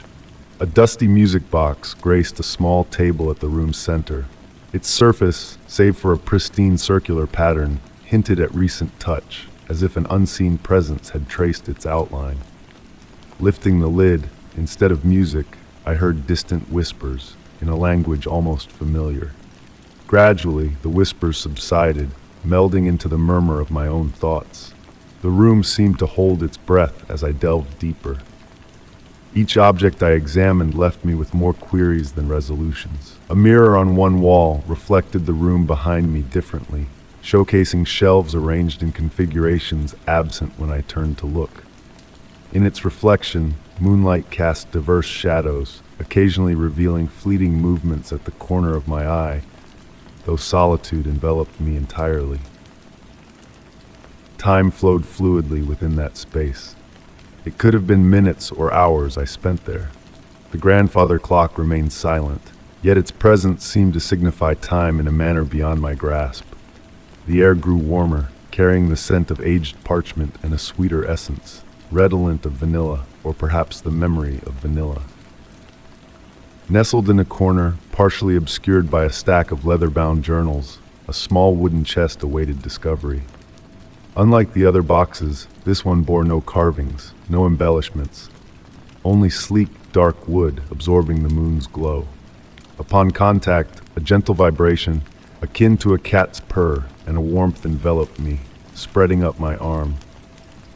The chest's lock lacked a keyhole, instead boasting concentric circles that rippled under my touch like a pond's surface. Tracing the patterns, the circles aligned themselves, responding to a sequence not consciously directed. With a soft sigh, the lid yielded, revealing a solitary item within, a letter inscribed in flowing script that seemed to shift and transform as I attempted to decipher it. Addressed to the one who finds this room, every word slipped away as I progressed to the next line. What lingered was not the letter's content, but the emotion it stirred. A profound connection to something vast and enigmatic, yet intensely personal. As I gently returned the letter to its confines, I observed the moonlight's golden hue, hinting at the approaching dawn. The room felt altered now, not less enigmatic but somehow more intimate, as if it acknowledged my presence and shared some of its enigmas with me. Though aware I should depart, I hesitated, absorbing final details. The swirling dust particles in the brightening light, the intricate patterns on the wooden floor that hinted at ancient script, the soft creak of the shelves adjusting in the warming atmosphere. When I finally retreated through the door, allowing the tapestry to veil the entrance once more, I carried not answers, but a profound reverence for the mysteries cloaked in the shadows of antiquity. At times, I swear I still sense the warmth of that wooden chest on my fingertips, still hear those distant whispers on the edge of slumber. And on certain nights, when the moon is full and the breeze whispers through vacant passageways, I ponder if that room awaits another wanderer, its secrets reshuffling like the mirror's patterns, poised to recount a different tale to the next soul who ventures beyond the tattered tapestry. Story 39. On a frigid winter night, I embarked on a journey down a narrow alley blanketed in a delicate sheen of ice. Beneath my feet, the frozen debris crunched with each step, creating a symphony of winter's grip. Amid the biting cold that nipped at my skin, a subtle metallic fragrance lingered in the air, beckoning me to follow a trail of footsteps that diverged from my own path. The moon, a silent observer in the night sky, cast its pale light, casting elongated shadows that danced playfully across the frosted brick walls. Wisps of steam rose from metal grates, intertwining with the moonlight to create ethereal shapes that seemed to tell stories of days long past. Each exhale materialized into a delicate cloud, joining the misty veil that hung suspended in the stillness of the night. The footprints I trailed possessed an otherworldly shimmer, as if they held within them captured fragments of celestial light. My fingertips grazed the rough texture of the brick walls as I walked, grounding me in the present while my thoughts meandered through realms of imagination and possibility. The echo of my own footsteps reverberated softly, harmonizing with the distant whispers of the wind that rustled through the empty streets. At intervals, I paused, allowing the quiet pulse of the night to envelop me in its serene embrace. The alley seemed to stretch endlessly into the shadows, illuminated by the warm pools of light cast by ancient gas lamps. With each passing step, the temperature plummeted, sending shivers down my spine until even the air I breathed felt frozen. The metallic scent intensified, evoking memories of aged copper exposed to winter's embrace. Following the enigmatic footprints led me to a weathered wooden door nestled within the brick facade, its surface adorned with intricate carvings that seemed to shift and morph with each passing glance. What captivated me most was the abrupt cessation of the footprints at the threshold, as if their creator had vanished into thin air. As my chilled fingers grasped the icy handle, a sensation akin to a faint vibration coursed through me, like a distant heartbeat echoing through time. Compelled by an unseen force, I turned the handle, and the door yielded with a silent grace. Beyond the threshold lay not a room, but a corridor sculpted entirely of ice, emanating a soft, ethereal blue glow without a discernible source. Instead of the expected chill, the air that enveloped me bore the warmth of a gentle spring morning, coaxing me forward with its comforting embrace. Each step I took felt weightless, as if walking on clouds, the corridor unfolding before me in a graceful curve that obscured its ultimate destination. Embedded within the ice walls, frozen photographs captured moments from various epochs, all linked by the presence of those shimmering footprints that had guided my path. As I delved deeper into the corridor, the images within the ice seemed to come alive, offering glimpses into the lives of countless others who had been drawn to this mystical passage by their own yearnings and quests. Faces both familiar and unknown peered back at me, some with a hint of recognition, their gazes following my progress with a sense of knowing.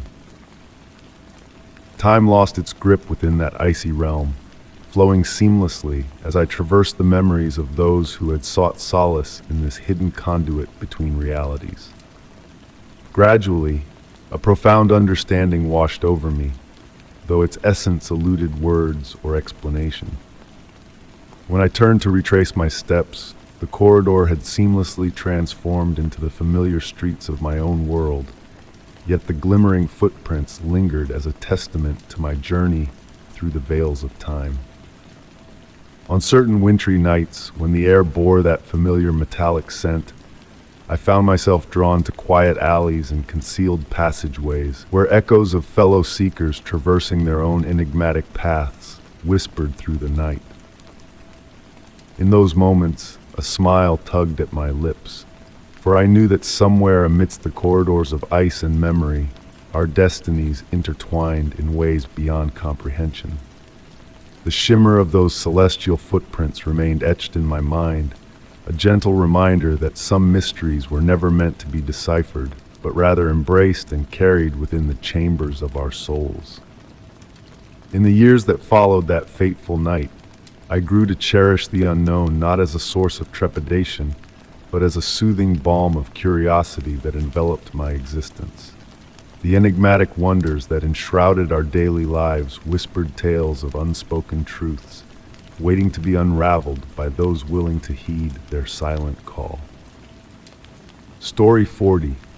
As I delved into the depths of my home, sorting through long-forgotten treasures, my eyes fell upon a locked drawer nestled within an ancient desk. With a gentle touch and a hint of determination, I coaxed the drawer open to reveal a carefully folded note resting inside. The paper, weathered and tinged with age, bore the elegant script of days gone by, hinting at untold secrets veiled within the house's history. A delicate fragrance of cedar and ink wafted from the note, wrapping me in its embrace, beckoning me to uncover its enigmatic tale. With a sense of reverence, I unfurled the fragile parchment, the faint whisper of time's passage swirling around me in the hushed room. Soft light filtered through lace curtains, casting ethereal shadows that danced upon the worn surface of the desk. An aura of anticipation hung in the air, yet it bore a tranquil quality akin to the calm before a gentle rain. The note bore a date from a distant era, its flowing words beginning with My dearest friend, I must reveal a burden that weighs heavily on my soul. Each sentence drew me deeper into the narrative, each revelation more captivating than the last. The author recounted a series of peculiar occurrences that had unfolded within these very walls, echoes of footsteps in empty corridors, objects shifting mysteriously when all was still, and the inexplicable appearance of fresh blooms in a certain vase under the full moon's glow. Enthralled, I sank into my chair, utterly absorbed by the unfolding mystery. Tales of a hidden chamber concealed within the house's confines, veiled by walls privy to myriad secrets, gripped my imagination. According to the note, this chamber safeguarded not treasures of gold or gems, but a treasure far more precious, a trove of memories frozen in time. The gentle tick-tock of the grandfather clock provided a soothing backdrop as I delved deeper into the writer's account, the rhythmic sway of its pendulum lulling me into a mesmerized state. The author spoke of a discovery, an aged journal unearthed from within the walls, chronicling the lives of the house's original inhabitants. These were no ordinary chronicles. They spoke of shared dreams spanning generations, of whispered dialogues that transcended the confines of time itself.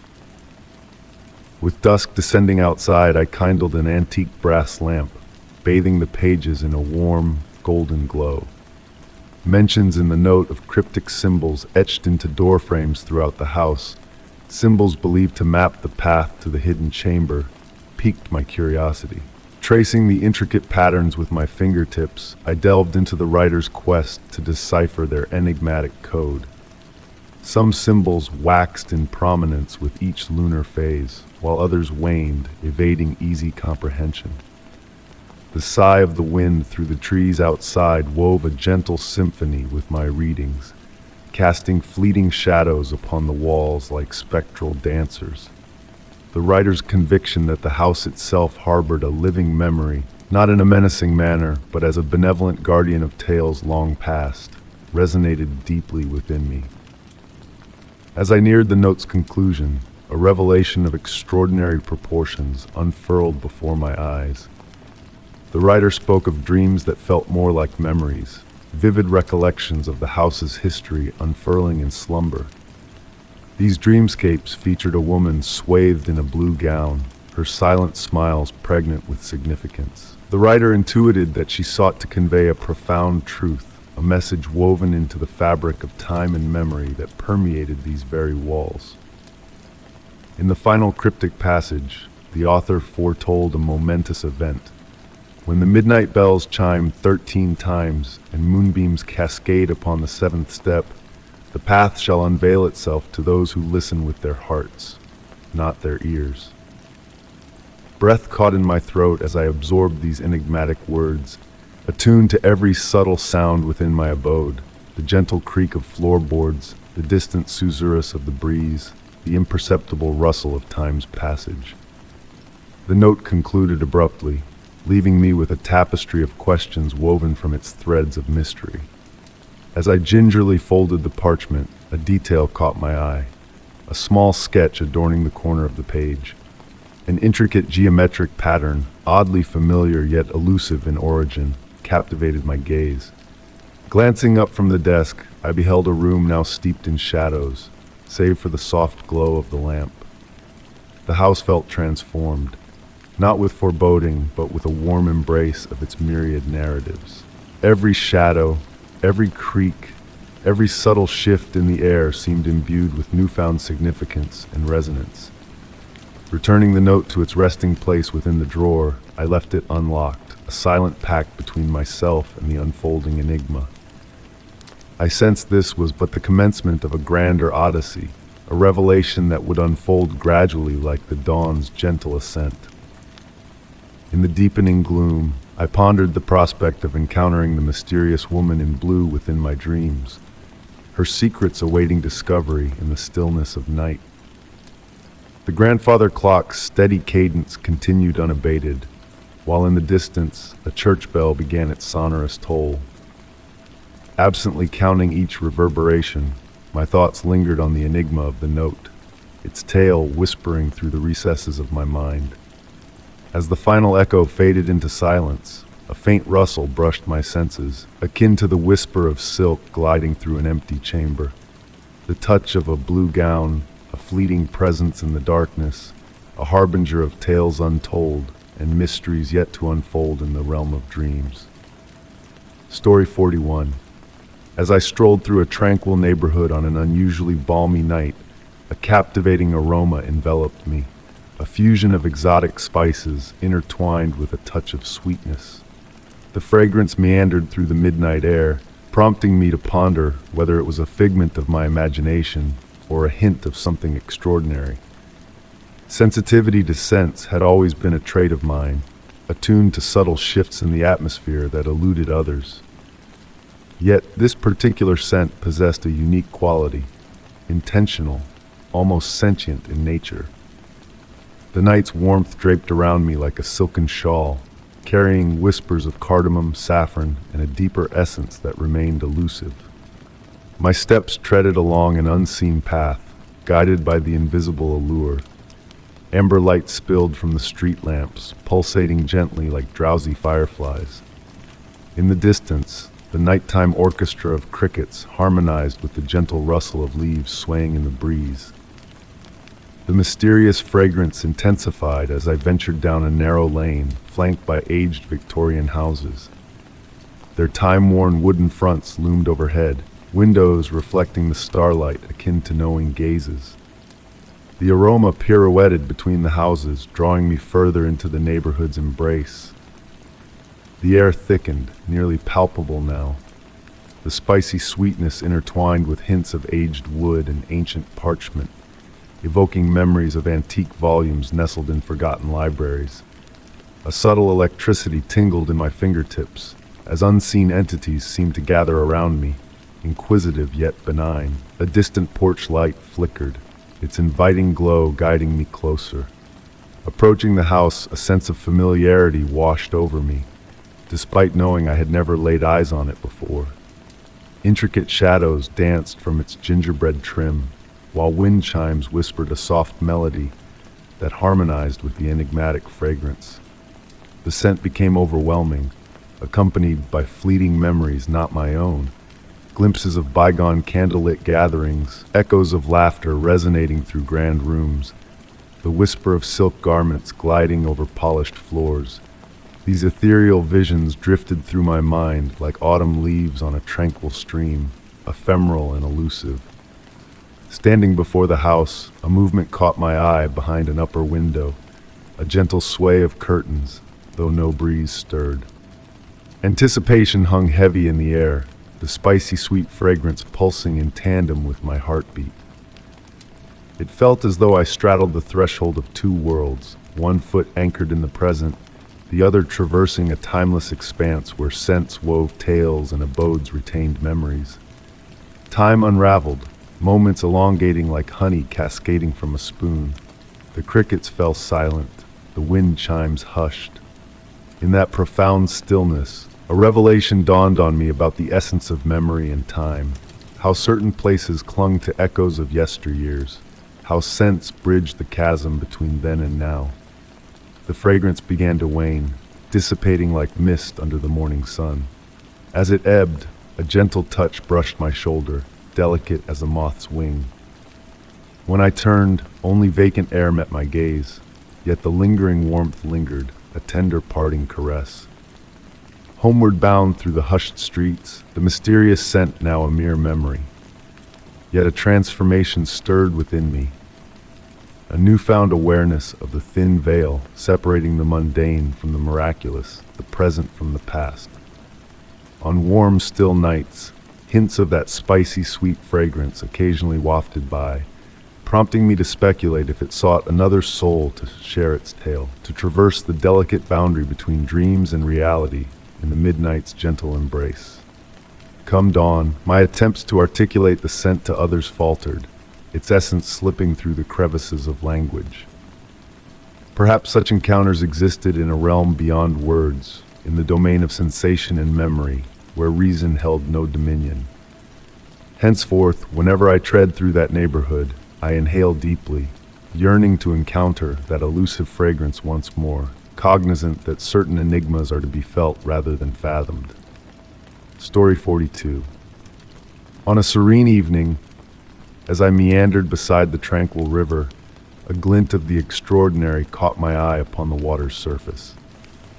It wasn't my own reflection gazing back at me, but a spectral visage silently observing. The soft murmur of the river, entwined with the earthy aroma of damp soil and wild blossoms, suggested hidden depths beneath the rippling facade. I had always sought solace in my twilight walks by the riverbank. The way the sun dipped below the horizon, painting the sky in hues of amber and lavender, the whispers of the breeze through the tall grass, and the moss underfoot, it was my sanctuary.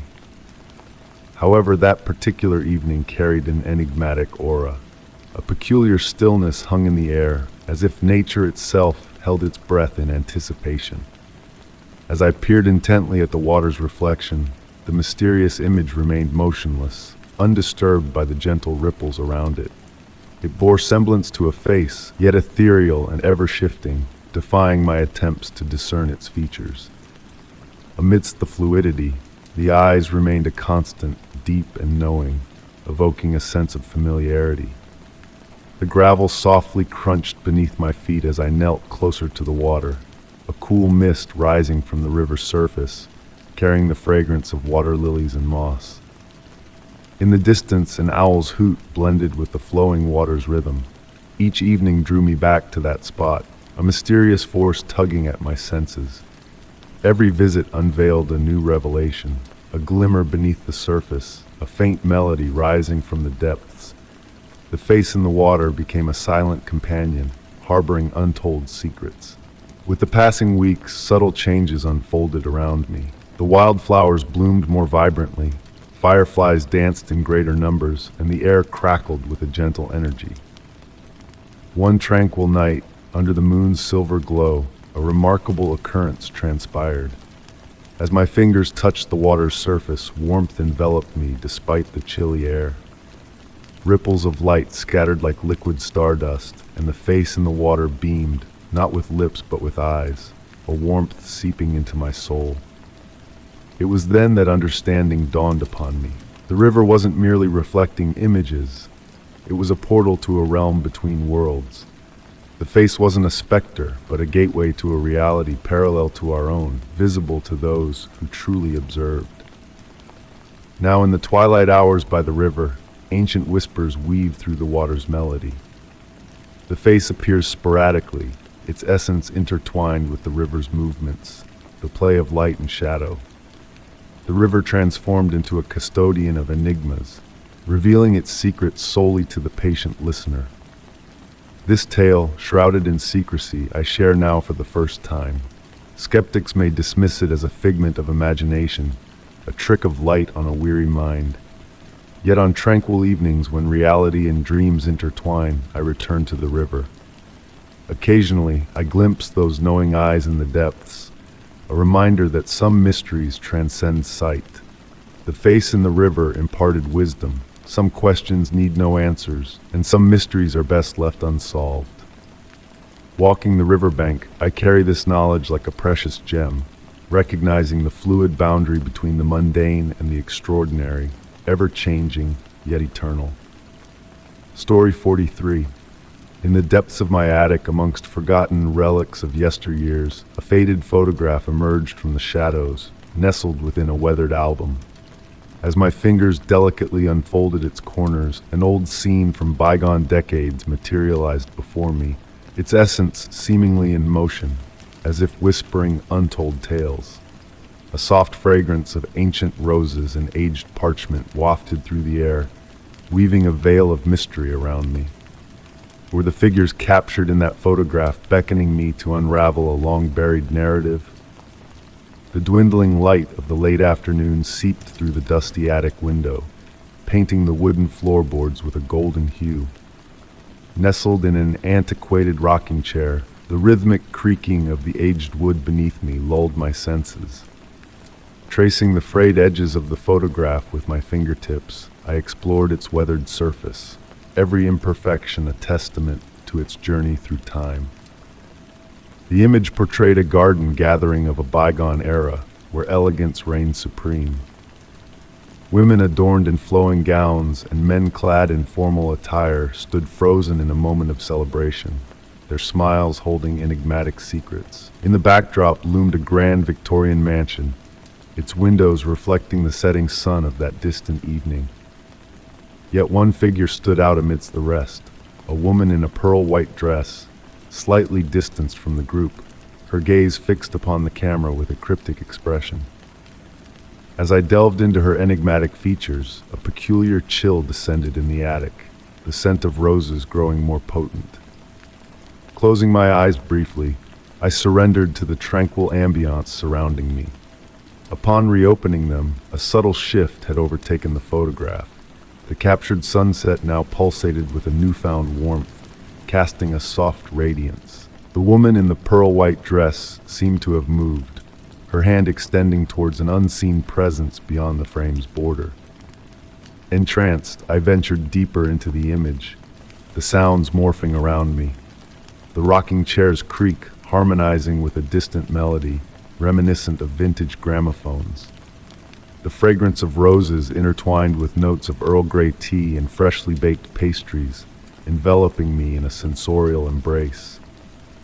As I continued to gaze at the photograph, the boundaries of time blurred, granting life to the figures within. The woman in the pearl-white dress gained clarity, a peculiar pendant adorning her neck, captivating my attention with its ethereal gleam. The attic's temperature subtly plummeted, prompting me to draw my sweater closer. Shadows lengthened, yet the photograph retained its gentle luminosity, revealing intricate details. A teacup teetering on a garden table, a butterfly suspended in flight. Lost in this timeless reverie, I felt the woman's eyes locking with mine across the ages, her unspoken message lingering in the air. The pendant's shimmer resonated with a similar one from my grandmother's collection, evoking a sense of connection that transcended time. As twilight descended, the attic dimmed, yet the photograph's glow persisted, drawing my gaze to the woman's outstretched hand, pointing towards a mysterious door in the mansion's background. Curiosity piqued. I pondered the secrets veiled behind that door, as distant waltz music echoed faintly in the air. The garden party attendees seemed to sway in an eternal dance, while the woman in the pearl-white dress retained her poised stillness, her enigmatic smile concealing a profound secret. A startling realization dawned upon me. She bore an uncanny resemblance to my grandmother in her youth. With a nostalgic wave washing over me, memories of my grandmother's tales flooded my mind, of soirees under the stars, of melodies intertwined with mysteries lost to time. As night descended outside the attic window, the photograph gradually reverted to its original state, the figures frozen in time, the music fading into the ether. Only the lingering scent of roses mingled with the attic's familiar mustiness remained. Gently placing the photograph back into its album, I descended the attic stairs, the weight of my grandmother's pendant a comforting presence against my chest. In the tranquil evening hush, the echo of a distant waltz lingered, a reminder of the enigmatic bond between past and present. Some secrets, I realized, were meant to remain gentle mysteries, suspended in the liminal space between reality and reverie. The woman in the pearl-white dress had shared her cryptic tale with me, a narrative I might never wholly decipher. And perhaps therein lies the allure of such stories, ephemeral glimpses into bygone worlds that come alive at the cusp of our awareness, only to fade into the soft embrace of memory's twilight.